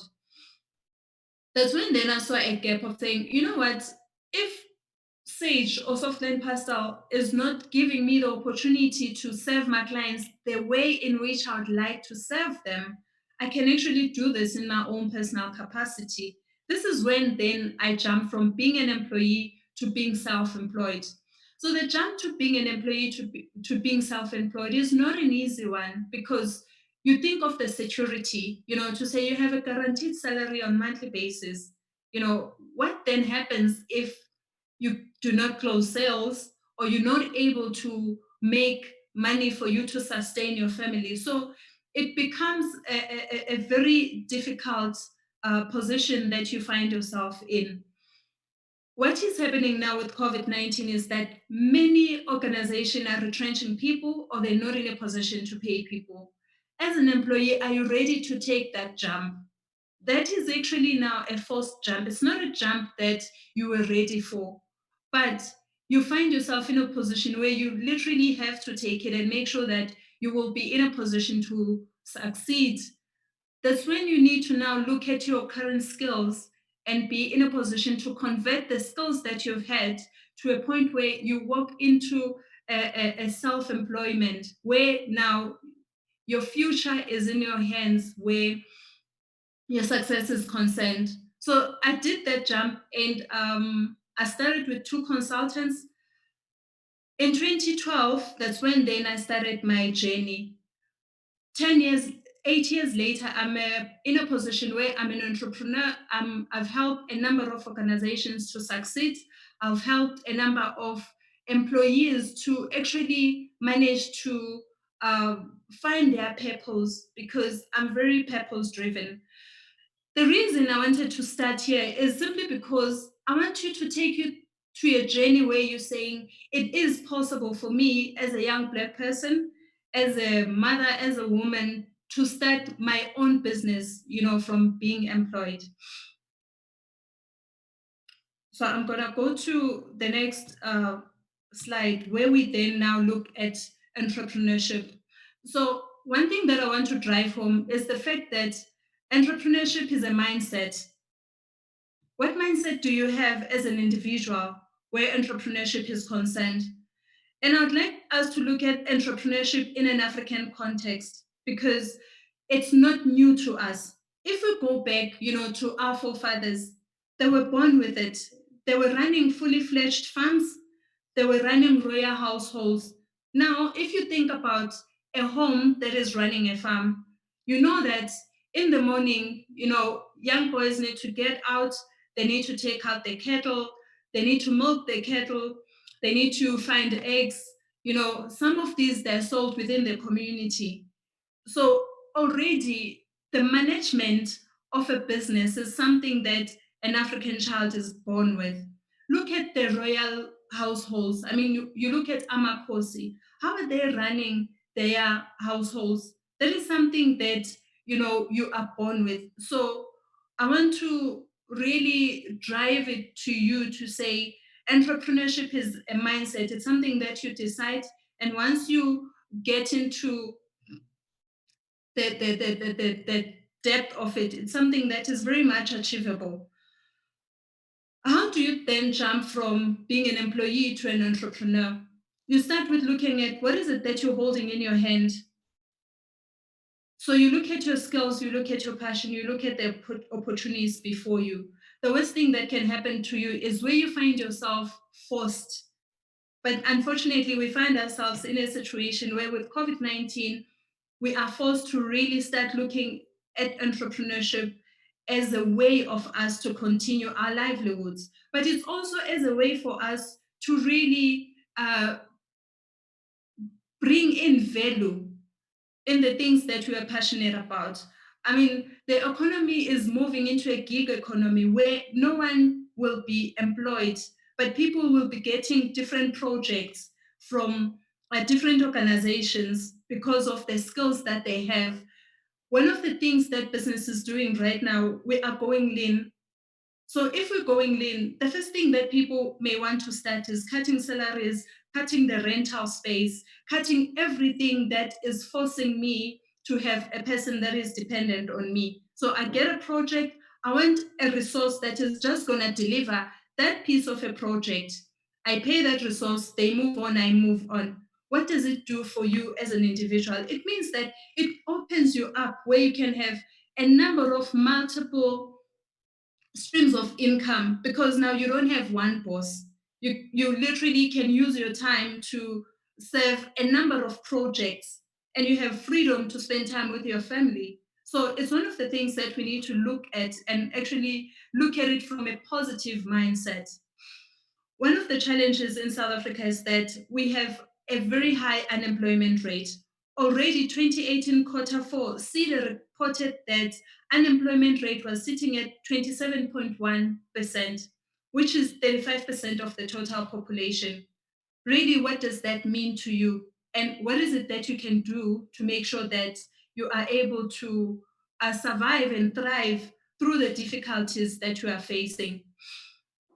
So one of the things that we need to look at as Africans is that, is it possible for us to run highly successful organizations? So I wanted us to look at your African billionaires, and I look at also the industries that these billionaires decided to choose.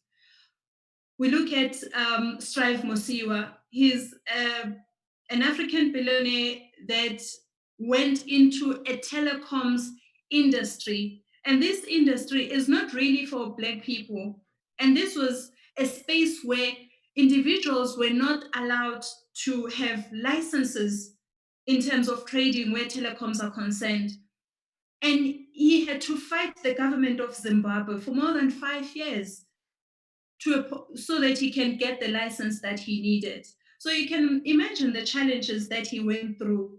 But because he was resilient and he felt that Africans are not given a freedom of expression, because that's really what he took to court to say, as an African, and I'm in an environment where telephones are not ordinary. I'd like to take this into my own communities.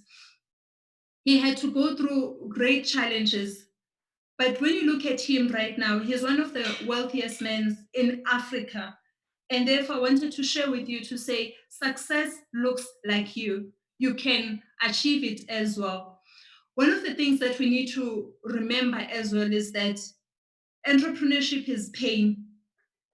It's not very easy, as an entrepreneur. There are many challenges that we go through, but are you willing to go through the challenges? Are you willing to go through the pain for you to be in a position to get to the space that you want to get to as an entrepreneur? Why did I feel that I needed to speak about this gentleman on this platform? Nomsa? Yes. Hey, sorry, but I'm just wary of the time. Yeah. And I want us to because from the people I've checked, everyone that's on here is already an entrepreneur. So Yeah. we already an SME, already an entrepreneur. I wanted to zoom into a more realistic, and we won't have time to go through the profiles of the guy, and I think of the guys, but most of us already know them. And zoom it in so that people can relate to it right now. Okay. You know, if you're speaking about a billionaire, they've got money. I'm sitting here right now. I'm an entrepreneur. I don't have money. Yeah. How do we possibly start the fight against, or how do we work together so that we can challenge big brands? One of the common ways is through organizations and so on and so forth. But I'd like us to now delve into that. And because I'm wary of the time, I'm going to give you very short periods to respond and deal with questions, quick questions, quick answers, so that we are able to get a better gist of what then for the entrepreneur and how do they possibly compete against the big brands. Okay, perfect. So let me perhaps ask the question. So if right now with COVID and specific products being requested by government and private entities, yet most of the producers don't have the licenses or are not allowed to operate. What type of models can we perhaps look at as entrepreneurs and SMMEs in order to even stand a small chance of competing? Thank you very much, Africa. So one of the things that COVID-19 is forcing us on is your digital presence. Dennis spoke about brand and spoke about digital marketing. So you need to ensure that your brand is out there. You are on Facebook, you're on LinkedIn, you are on all social media platforms. So what becomes challenge then is that every single person may be thinking that to say, I need to be online so that I will be in a position to sell my brand. What makes you different then when you are online? So you need to then start looking at your irresistible difference. How do you ensure that you are separating yourself from the rest so that you can be in a position to get as many deals as possible? One of the things that SMMEs need to look at is an ecosystem, an e-commerce platform. How can you sell your services while you are sitting at home? Because it's unfortunate we're not able to get out there, but you can still sell your services while you are sitting at home through an e-commerce platform. So you need to find e-commerce platforms that are applicable to your brand. So those are some of the things that you need to look at. Market yourself. One of the other things that we need to look at is your current customers. You have the database of your current customers. What other services can you offer, or how can you change your service so that it fits, the social distancing, the working from home? That's really where you can, really take advantage of those opportunities that are there. Okay. And one of the things that you need to do as an entrepreneur is avoid being isolated, because in isolation, that's when you get depressed, that's when you panic, and that's when you really lose hope where business is concerned. It's very important that you become part of a bigger ecosystem that will be in a position to sell your brand. I'll make an example. If you are in an ecosystem of 100 people, that simply means you now have 100 salespeople. And that when they spread the word, you will be in a position, you're not cold calling, because a friend is referring your business to another friend. Therefore, it becomes easy for us to be doing business within the ecosystem. If you look at different nations like your Indians, your Somalis, your Jews, they thrive because they take advantage of the ecosystems that they have. Many businesses are struggling because of finance. So when we look, one of the things I thought we should look at as African entrepreneurs is business stokvel. Our African families build families through these. Why can't we adopt the same solution for business? How can that help us? It means that if money is circulating between us as businesses, we will be in a position, let's say you get a purchase order. Most businesses, when they get a purchase order, they never have finance to deliver on that purchase order. But if we are within a stokvel, we can make money available for that business to order the goods and be able to deliver those particular goods. One of the concepts that we are looking at that I believe is very powerful is a concept of a financial institution, a cooperative financial institution. This is where you would have members that are putting money in a cooperative bank, use that money to finance business, to build business, and to also ensure that you can grow businesses that are within the cooperative space. Businesses can lend money, and they will be in a position to be able to give money as well. So those are some of the things that we need to look at. Black people have the advantage of big numbers, yet we are not using our big numbers to buy on our own. And I believe that it's something that we as Black people, we need to start valuing ourselves and not prefer white brands over Black brands. So if we can achieve that, I mean, that can go a long way. We also need to collaborate with other entrepreneurs for big projects. Okay. Are there any platforms for collaboration or any interesting co-ops that people can join before we wrap up? So PBICT is one of the great platforms for collaboration because you've got a number of ICT people that you can collaborate to do projects. The co-op that I'm talking about is African Entrepreneurs Legacy Cooperative Bank. This is where you can join in and you start saving with other entrepreneurs so that you can be able to get funding and get assistance in terms of sustaining your business. Funding from who? So how a cooperative works is that for specific funding from who? Funding from the cooperative? Funding from the cooperative itself. So how much funding are we looking at? So we assess different businesses. We're still at the start of the cooperative.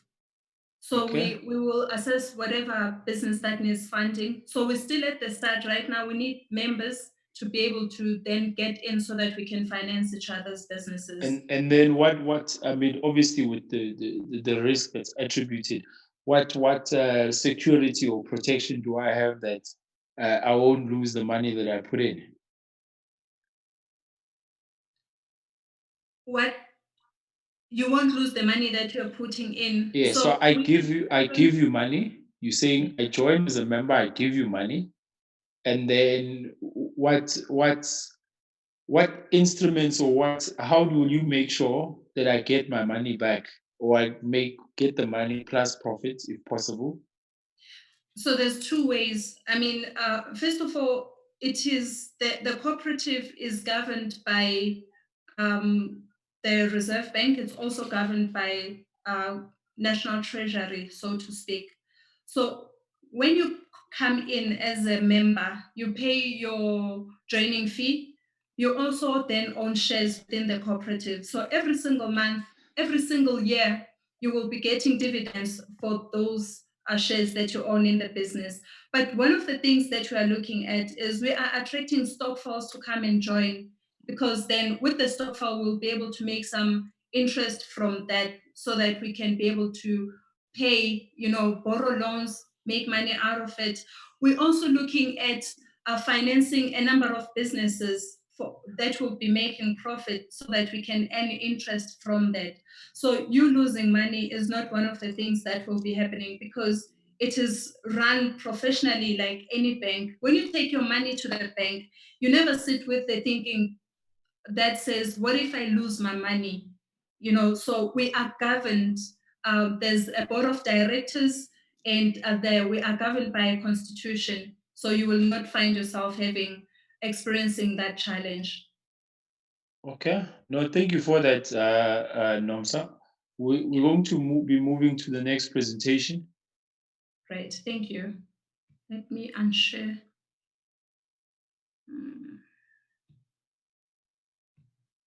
Nkateko. Sure. I'm just waiting for Nomsa to unshare her screen. Okay.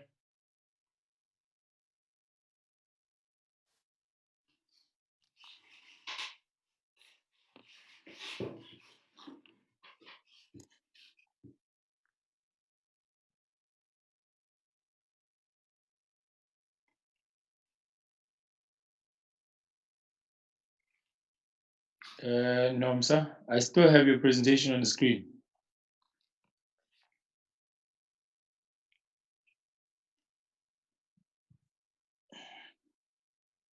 Thank you.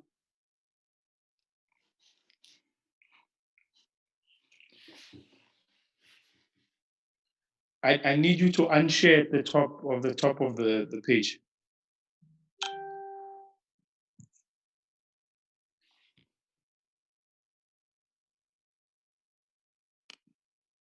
Okay, thank you.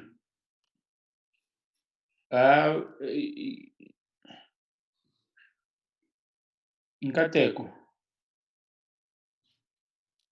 we will be speaking about aviation. And why aviation? I mean, during the week we got some as normal citizens of the republic whose knowledge is always based on reports that come out, rumors that come out.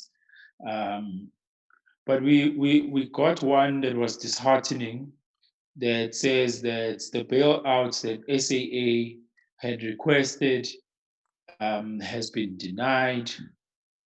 And as a result, we then started thinking about how that trickles down to SMMEs within the space. So everyone will look at SAA and think, oh, only the 10,000 jobs, if it's 10,000, that will be lost, we'll only think about them. But it has a ripple effect if your biggest airline in the country is going to be shut down. It has a big ripple effect on the guys that do maintenance, that do food, that do mechanical maintenance, that the AXA would assume who own the property, because if you are the biggest airline, surely you take up quite a lot of space of the rental space there. So hence then why we thought it important that let's perhaps look at this industry, and also maybe if you could paint a better picture of where do these SMMEs actually fit. So within this hidden value chain that we only see SAA, and we obviously see Bidvest because they're everywhere at the airport, but where are the SMMEs, and how will the current COVID crisis, with everything on lockdown, how will it affect them? Do we expect to have a radiant aviation industry post-COVID? Or will we be seeing a lot of bailout applications, a lot of liquidations, so on and so forth? Okay. Yeah.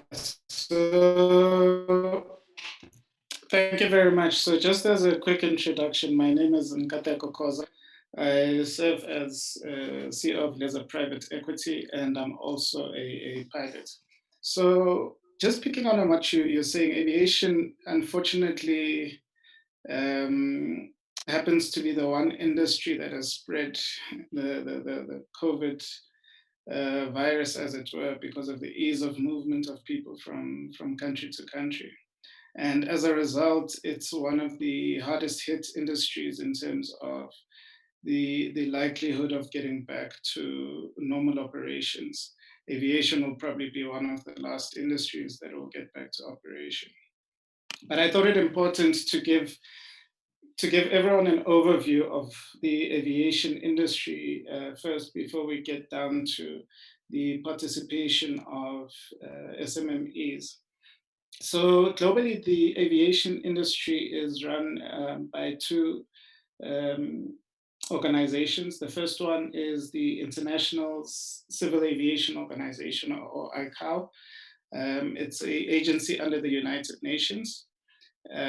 Second to that is the International Air Transport Association, which could be considered much like the OPEC cartel, for instance. But it's a conglomeration of 290 airlines across the world, including the major ones that operate in South Africa, including SAA. And then locally in South Africa, the Aviation Authority is under the South African Civil Aviation Authority, which is a public entity in terms of PFMA. And the CAA is responsible for the regulation of the industry, as well as the issuance and withdrawal of aviation licenses. So if you break down the aviation industry, you've got operations, which speaks to the airports. And this is where the airports company, South Africa, or AXA, as it were, manages all the airports, except those that are privately owned.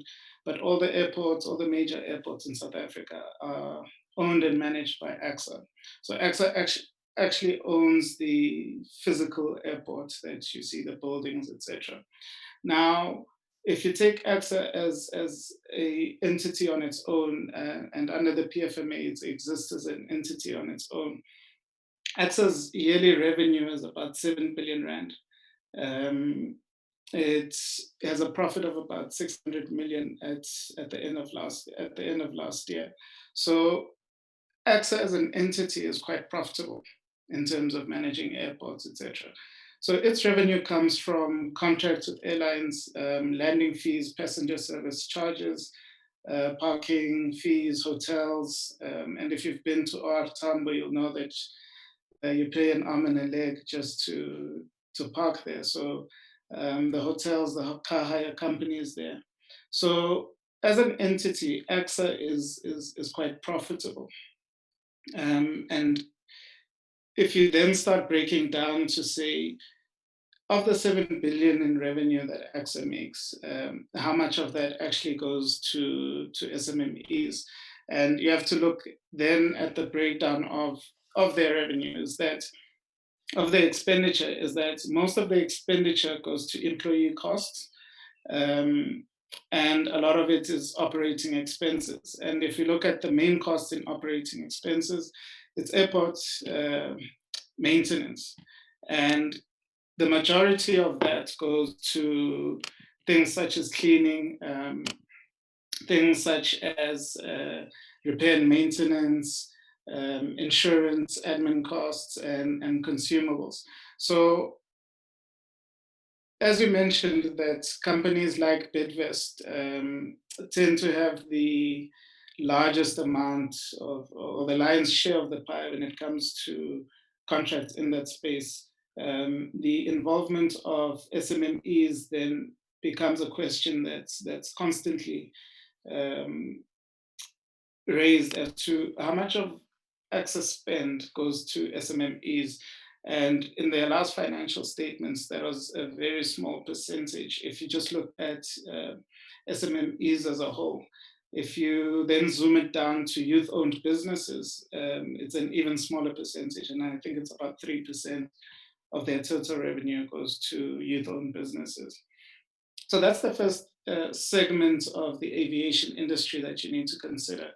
And I think the COVID crisis has given us time for SMMEs to start thinking about how they're going to participate in the space. And I think when we speak aviation, everyone always just tends to imagine the planes, you know, and of course that's the main part of aviation, but all the other pieces also fits into the aviation industry. And I think those SMMEs who are in the space of property management, who are in the space of cleaning of security, should be finding this as a time to reflect as to how do we then provide a value proposition to the likes of AXA? Because one of the things that you would need to think about is the number of airports that exist in South Africa. There are quite a lot, and they're each within each region across the country. There's a major airport. So how do you then begin to provide a value proposition? And I think Dennis spoke to this as a brand, how do you then position yourself when you speak to an AXA? How do you then provide them with something that would ensure continued operations, even in difficult times such as these? Obviously, for the aviation industry, it becomes very difficult to even continue operations when something like this happens. But the maintenance of buildings still continues, because even though aviation as a whole is closed, AXA still needs to have security at their buildings. They still need to clean their buildings, etc. So that part of the business still continues. So now it's a question of how do SMMEs in that space, and I think a big part of this is how do SMMEs come together and work as one, rather than each SMME trying to bid for a particular contract against Bidvest. You're likely never going to have the capacity or the experience that Bidvest has to deliver that service. But once a number of SMMEs come together to form a single entity that's able to then present a cohesive plan to the likes of AXA, I think it gives a stronger business case. So that's one part of the aviation industry, and I think AXA is well placed to allow SMMEs to participate, particularly because they are turning over a profit. So the next part of aviation is then air traffic control. And in South Africa, air traffic controls falls under the ATNS. And ATNS's revenue in 2019 was about 1.5 billion. A billion of it goes to employee costs and payments to suppliers. And suppliers are paid about 400 million each year from ATNS's budgets. The bulk of that is repairs, maintenance, and telecommunications. And I think there's a big gap now for SMMEs who are youth-owned, particularly, to participate in ATNS's telecommunication space, because right now what ATNS is doing is trying to create a single system across all the different airports to link and provide unified communication. So I think the opportunity exists for youth-owned SMMEs to also provide a single solid case to ATNS, because they're not going to look at each airport individually. They are going to look at a unified telecommunications strategy.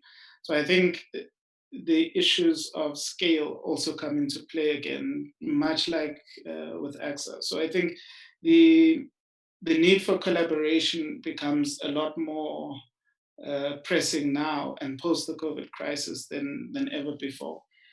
So air traffic control has about 400 million that's then spent on that space. And I think SMMEs and young people should look at how do we then begin to collaborate and participate there.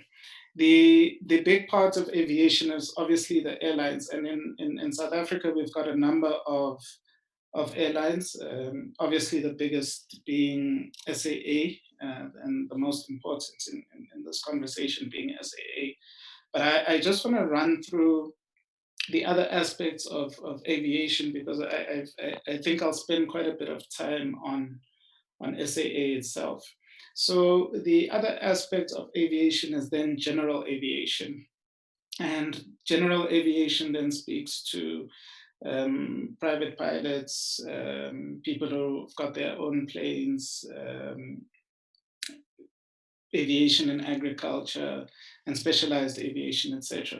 But one key and interesting aspect of general aviation right now, particularly considering that we speak a lot about the fourth industrial revolution, is the use of drones. So the official moniker is unmanned aircraft vehicles, so UAVs. But we use the term drones, obviously, as it's a lot easier. But the use of drones in South Africa currently is restricted and managed by SACA. So the Civil Aviation Authority has rules out on when and how drones can be used.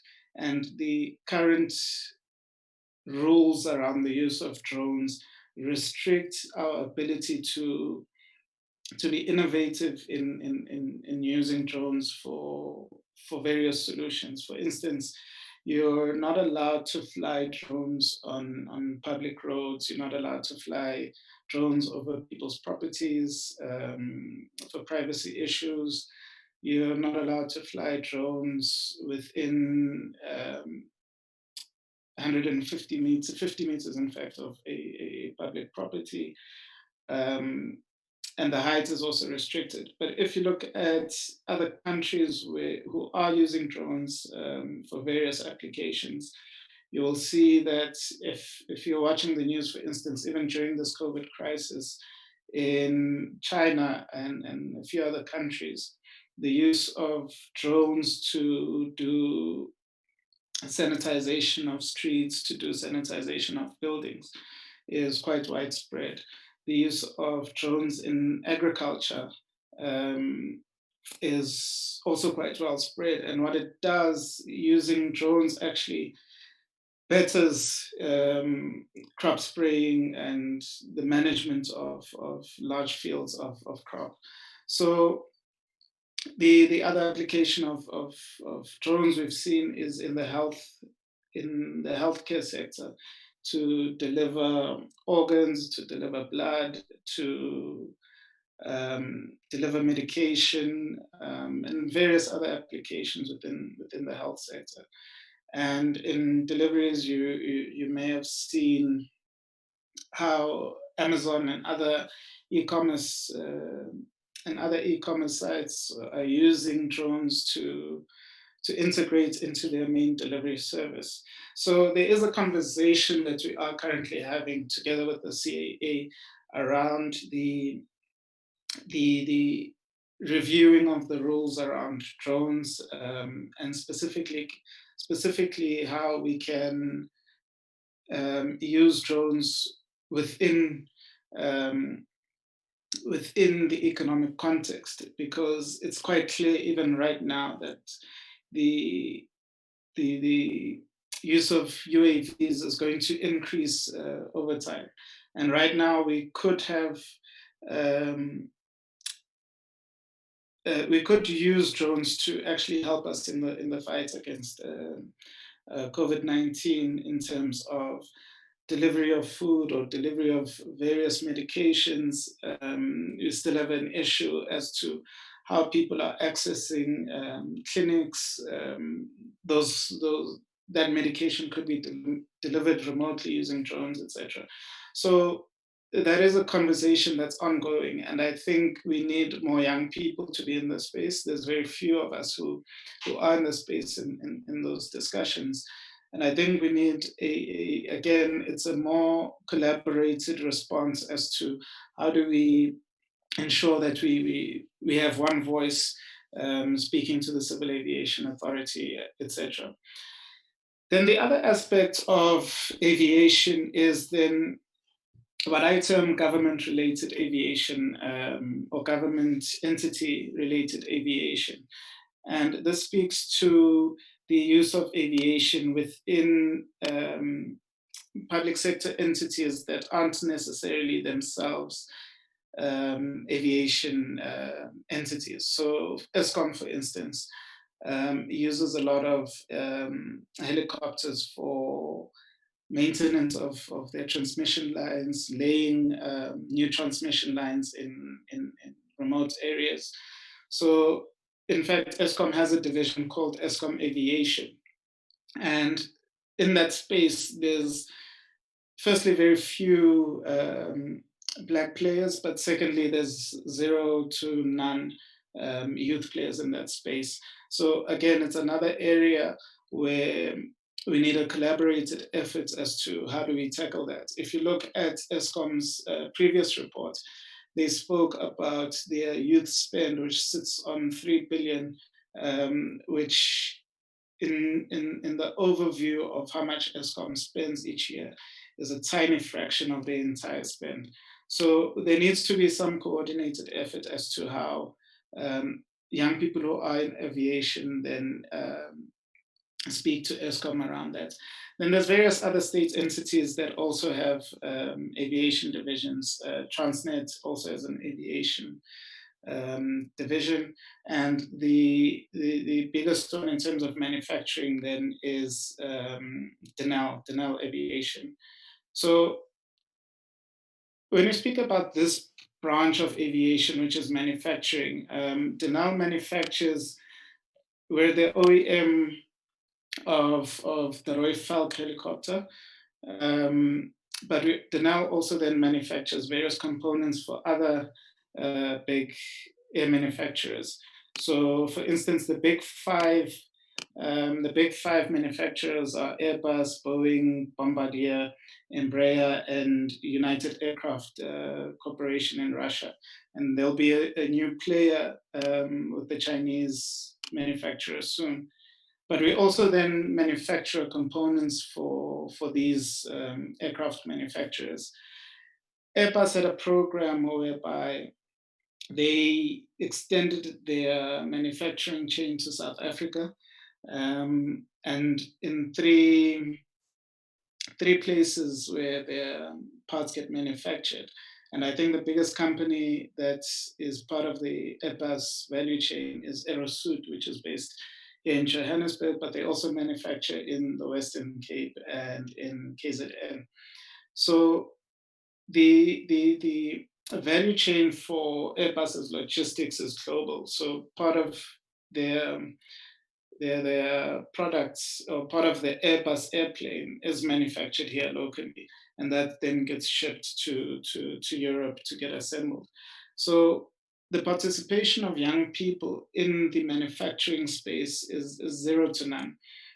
And there's reasons for that. The biggest reason being that the hurdle being the access to capital, because I'll take one part, for instance, that gets manufactured by Aerosuit here. It's called a gyroscope, which manages how a aircraft considers its orientation in space. To manufacture a gyroscope, which is an aluminium product, you need what are called CNC laser machines. One of those machines can cost upwards of 20 million rand. Now, to say a young entrepreneur wants to get into that space would have 20 million rand to lay down just for a machine, the chances of that are very low. The IDC spoke to ensuring that we get young people in. I think that's why I asked you the question earlier, is that the IDC speaks a lot about getting young people into manufacturing, but manufacturing is very capital intensive. And if you require a young person to have assets to back the kind of loans that are required to start up a manufacturing entity, it's an ask that's almost impossible. That's why they've not spent the 10 billion in the last 8 years. So that's the first barrier to entry is capital. Second would be then access to markets, as to how do these young people then access, how do you access Airbus, how do you access Bombardier, how do you access Boeing in order to manufacture for them? So the conversations around how we get young people who are in aviation, particularly in the manufacturing field of aviation, should not only focus on me getting into the space and saying, look, I'm in the aviation space, but should focus on how do I then unlock the value chain. And I think that's an important conversation to have in that regard. So just touching on SAA, we are running out of time. I'm trying to compress it. It's talking about a very critical airline. If you consider where SAA serves the far south, and it links the rest of the world to the far south. So national airline carriers tend to be viewed as government vanity projects, when in fact they serve a very important role in bringing people to the tip of Africa, as it were. SAA has had profitable years. It's had lean years as well, and it's had bad years. If you consider that in 1989, SAA was bankrupt. In 1991, 1992, a rescue plan was launched for SAA, and the plan turned SAA around. In about 1998, SAA then ran into trouble again. In 2000, a plan was launched to turn SAA around. And again, SAA went back to profitability. So where SAA finds itself now is in a space where it's had some bad years, particularly if you consider that some of their biggest issues has been around the fuel spend. So if we look quickly at what SAA's biggest costs are, their turnover is about 30 billion, but their biggest costs are fuel. So SAA spends about 7 billion on fuel. They spend a further 4 billion on maintenance. But if you look at where the revenue streams for SAA are, a lot of it is the airline itself. And that tells you that the thing that needs to be managed is this fuel spend. And the question must then be on a national scale as to how does government itself support SAA in this regard. And I know the Central Energy Fund is currently speaking to Saudi Arabia's Aramco on creating a refinery in Richards Bay. And I think that conversation is going to be critical to the future of aviation in South Africa. So in 2015, SAA began a discussion around SMME. Yeah, I'd like us to. I mean, thank you for the oversight, but I'd like us to get to one. How does in your, and I mean, this is just a prospective opinion, but how does the aviation industry look? And oftentimes through your presentation, you were speaking about the value chain, but what is the actual value chain for SMMEs within this? And there's another question too that goes, how much of the percentage of that revenue from AXA is actually generated from SAA, and what is the risk AXA has with possibility of SAA shutting down? And then thereafter we'll deal with the question of the drone. So I'm trying to zone it in so that yes, we now have this overview and we have this understanding, but what does that mean for SMMEs? So what does this value chain actually look like? Who is this value chain? What are those services that we just see a big number with a couple of billions that are eating into that into the SAA budget? But where do they actually go? So that even the people at home are now more cognizant of what this value chain of aviation means, and therefore, if SAA closes, you are then able to contextually have an understanding of the impact. Yeah, so if you look at the, as I said earlier, the revenue streams for Airports Company South Africa, a portion of it is a parking fees, and a lot of those are SAA planes that are sitting on access tarmac at any given time. So you are looking at, I would reckon, about a 30% drop in their revenue should SAA cease operations. Now, realistically speaking, that's going to be very difficult to do, because if you look at SAA's entire spend, so if you break down SAA's spend, the bulk of it is in jet fuel. And if you look at that, so SAA spends or consumes 129 liters of jet fuel monthly. Jet fuel consumed in OR Tambo, which consumes about 90% of the jet fuel in SA, is about 210 liters. So it tells you that SAA is a key component in just the jet fuel space for the aviation industry. So the closure of SAA is going to be very drastic, and it's going to be a big thing, particularly on the jet fuel suppliers. But if you look at the jet fuel suppliers themselves, it's all the big multinationals. So your Caltex, your Totals, your Shells, etc. And the distributors within that, if they are South African, are all largely previously advantaged. There's very few black players.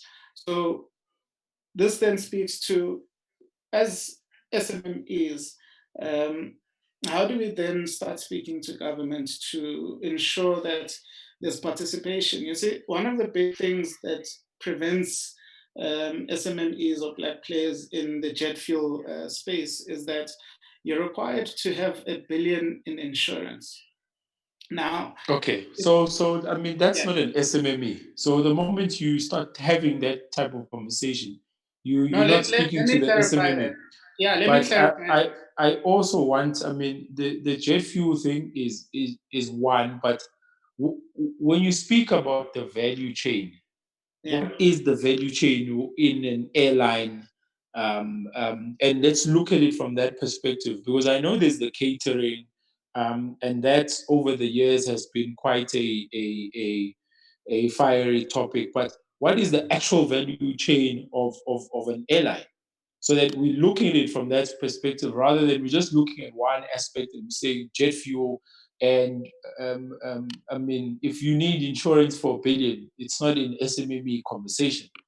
But where can SMMEs realistically, or are they realistically participating? And what will be the knock-on effect should an SAA or any other airline cease to exist? Yeah, so the reason I raised the R1 billion insurance requirement is that this requirement exists whether I'm delivering 1 liter of fuel or I'm delivering 1 million liters of fuel. So it's very prohibitive in that you would not be able to participate even if you are providing the smaller service. So safety is a big aspect in aviation. Now, the requirements on businesses to have that kind of insurance, regardless of their turnover, is a very big prohibiting factor. So, looking at the entire value chain, you've got what's called inbound logistics. So, this speaks to your flights, your routes, route selections, passengers, etc. Then operations, which is what I've spoken to in terms of AXA, ATNS, and the airline itself. Within the airlines, you then have things such as maintenance and catering. And maintenance is one of the big spenders for SAA.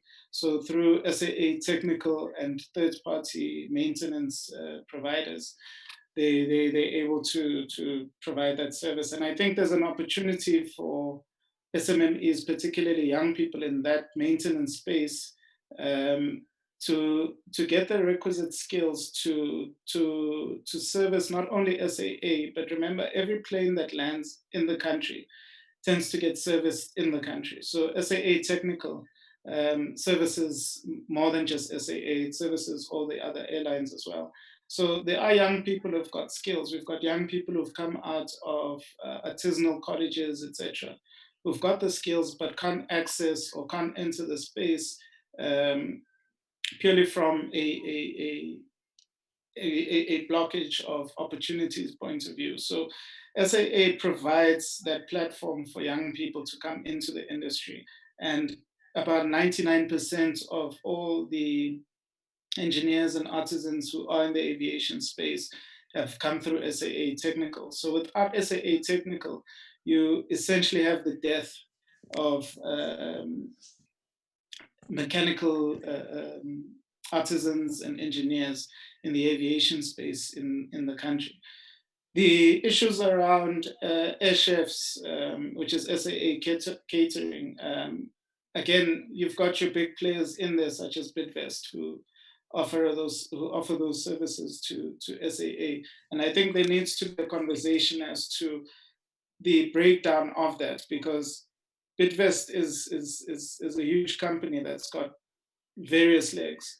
But how does a young entrepreneur who's perhaps providing carrots get into that value chain and provide those carrots to air chefs.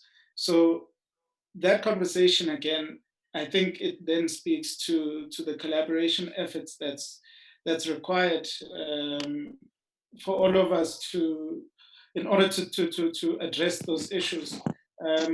I spoke to the issues earlier Okay. on AXA in terms of the cleaning, security, etc. I mean, I would have preferred, should time have allowed, to dwell more than catering, cleaning, and security, but to get a better understanding of what are all the different components. So if and maybe it's we'll park that particular answer for the next session or another session on that. But I do have a couple of questions. The first one is from Charles Bode, and he says his question goes as follows: how are the current regulations impeding the utilization of drones for commercial purposes? He further elaborates and he says, my understanding is that one can do business using drones, but your operations should be within the confines of the current regulations. So how are the current regulations impeding? I mean, I know there's a high cost of getting that license or the training for the license. The last time I checked, it was about 80,000. Now, if you are shooting a minimal budget wedding or party, and I mean, it's a 5,000, 6,000 rand budget, or sometimes even less. Bearing into mind that also you're not even going into the actual spec of the camera and the drone itself, but isn't that an impediment in itself? And then also, why are there so few schools to attain that particular license? Okay, so I'm just going to read you the CAA regulation on the acceptable use of remotely piloted aircraft systems. So for private use, RPAs may only be used for individuals' personal and private purposes where there's no commercial outcome, interest, or gain. And the private must observe all statutory requirements regarding this. Now, RPAs may not be used over private property without the consent of the property owner. And if RPAs must be registered and may only be operated in terms of Part 101 of the South African Civil Aviation Authority regulations.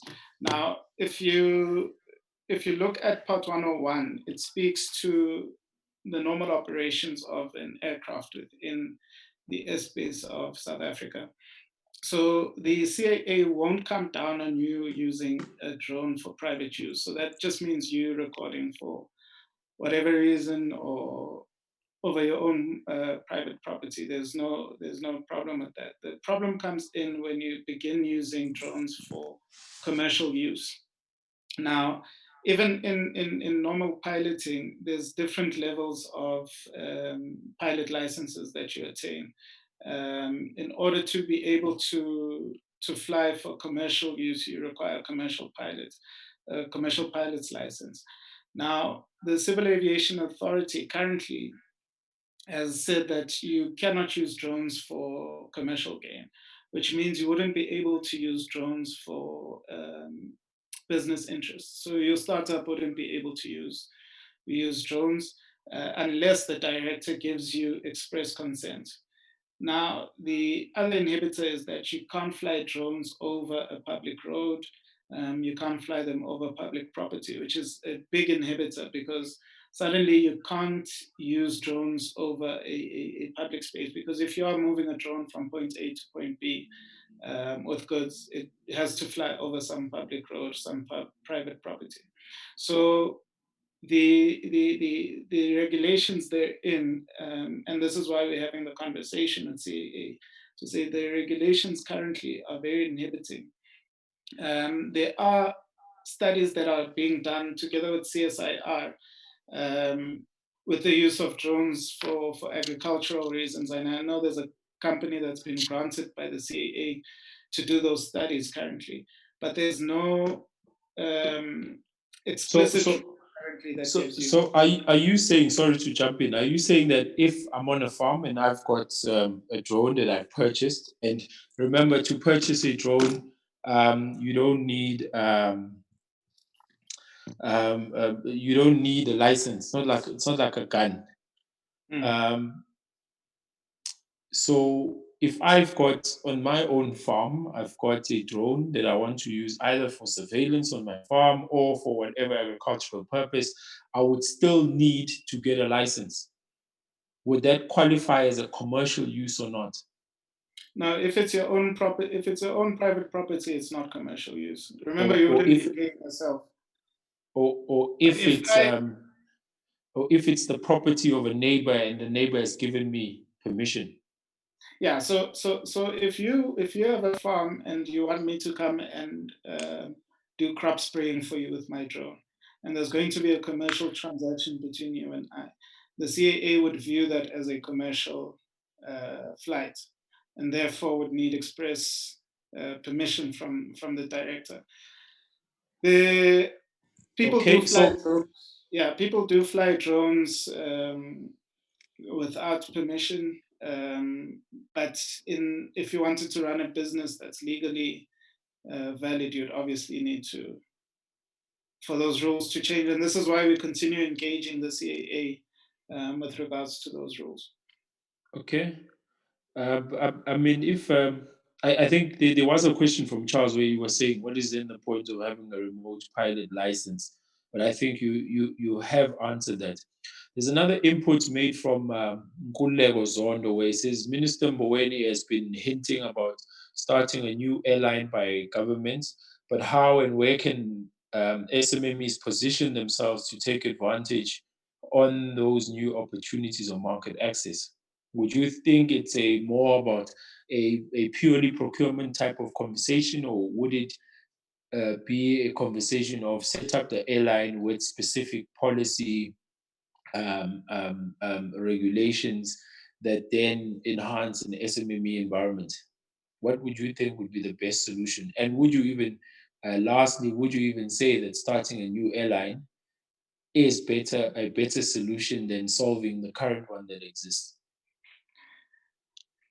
Yeah, I think I'll start with the last question first. I think it will be a lot easier to solve the current issues of SAA than to begin a whole new airline. And I think that they are solvable. I think it's a matter of having the right political will.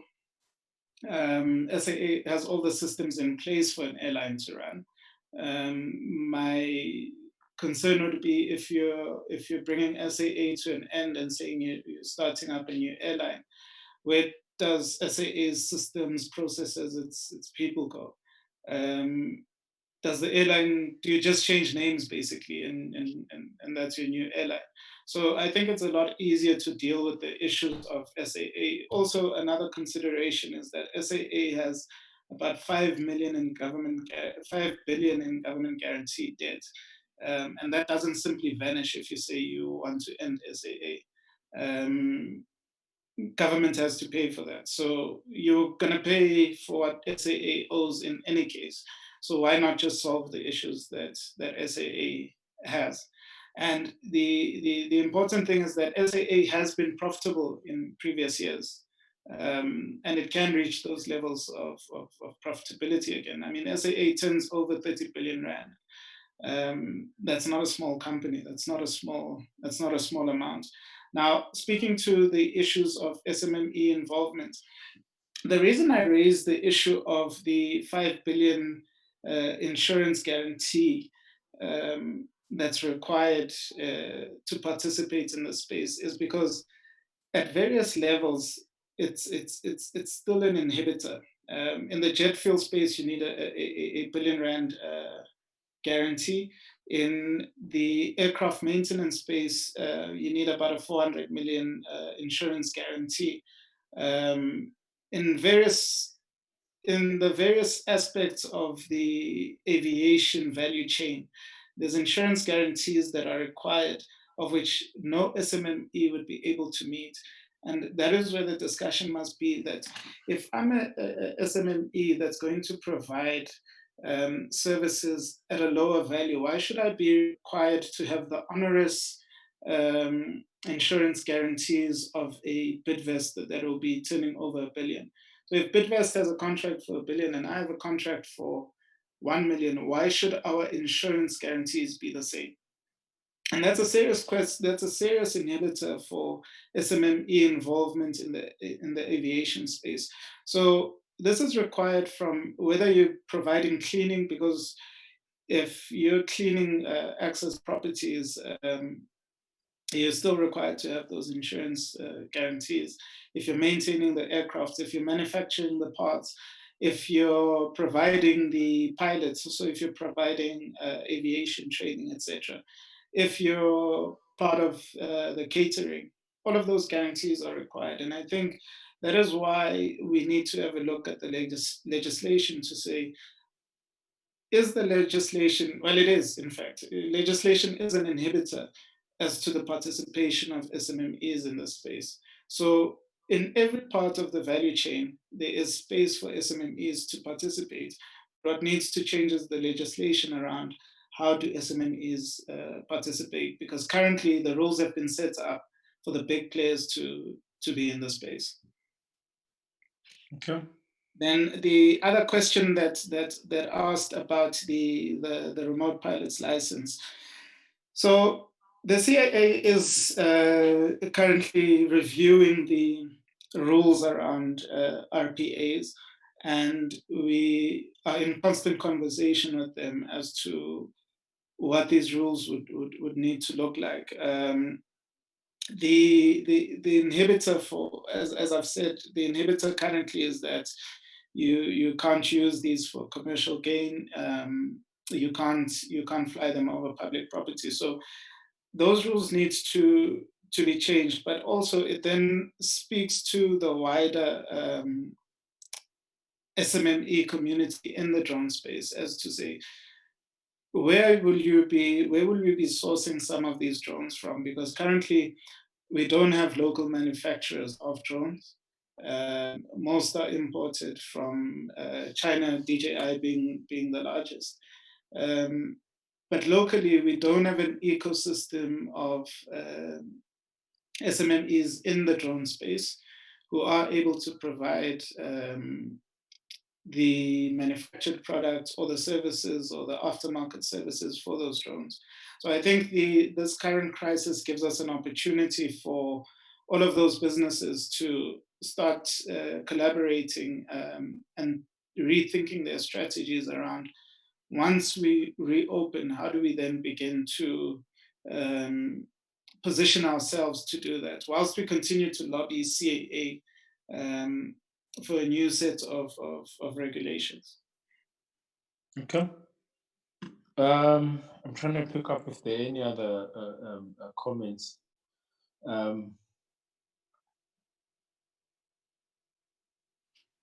Yeah, I'm not picking up anything. D.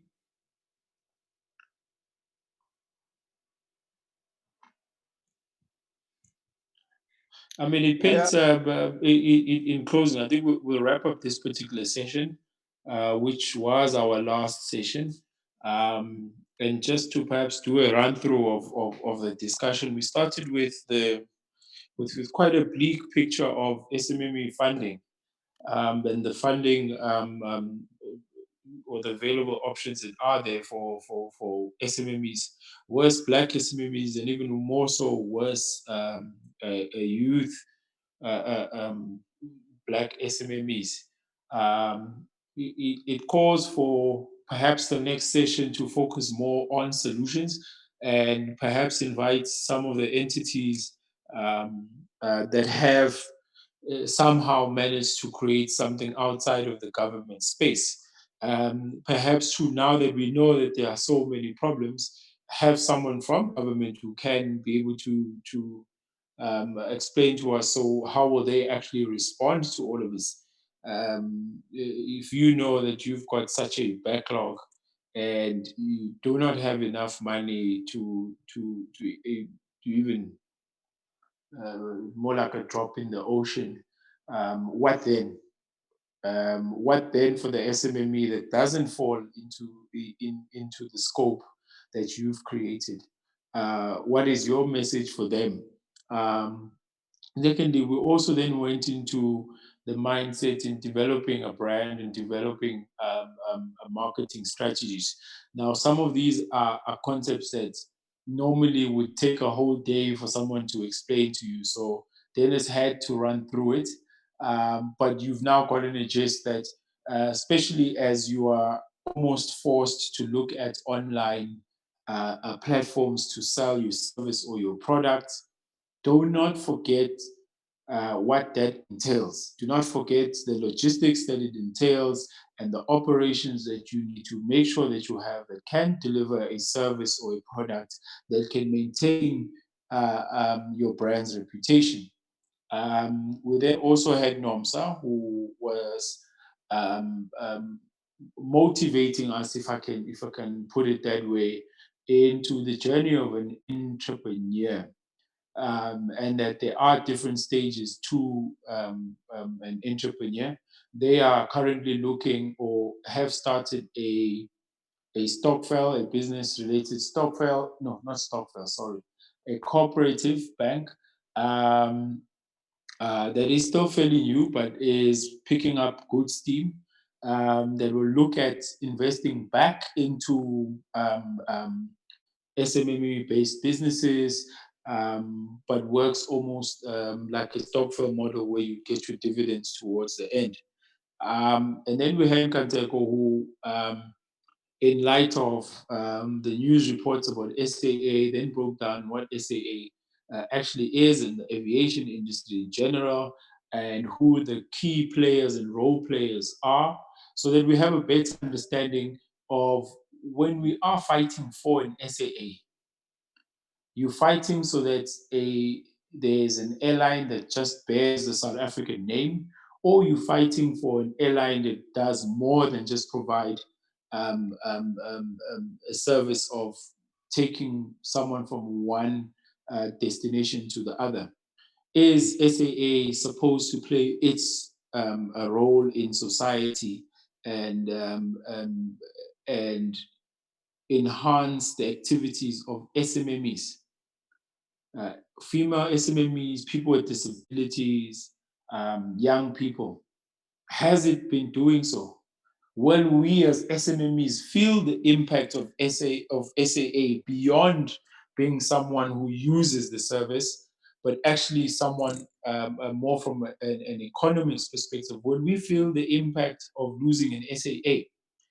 I'm finding hard to say that many Black SMMEs are actually going to, or a lot of Black SMMEs are actually going to miss SAA. Now, this might sound a bit controversial, but as a user, for maybe the function of attending a business meeting, seminar, or whatever other operations, sure. But if I am an SMME who has been knocking on the doors of SAA, am I going to cry tears if SAA is no more? And if the answer to that, and the answer from a majority of us is a no, when SAA is rebuilt or when there is a new airline, or if there's going to be a new airline, how should it look? Should it not be an airline that, if it's in any danger in whatever form, normal SMMEs pay more attention to it beyond just being customers? So with that said, thank you once again for coming to this session. I've noted all uh, um, um, um, the inputs, the last one being from Charles on the policy review and wanting to further discuss, because his company is trying to develop the curriculum for TVET colleges. So what I will do, Charles, I'm going to respond on the group, and you can then send me a text, and then I'll connect you with Ngateko, and you can take that conversation further. But once again, thank you. We will meet again next week, Sunday. The whole purpose is for us to try and find solutions while speaking the truth. So always know what is actually happening out there. Have people who will break down different sectors for us. And we look forward to seeing you guys next week.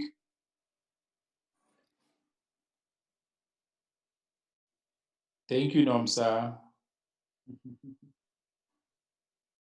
Thank you, Dennis. Thank you, Nkateko.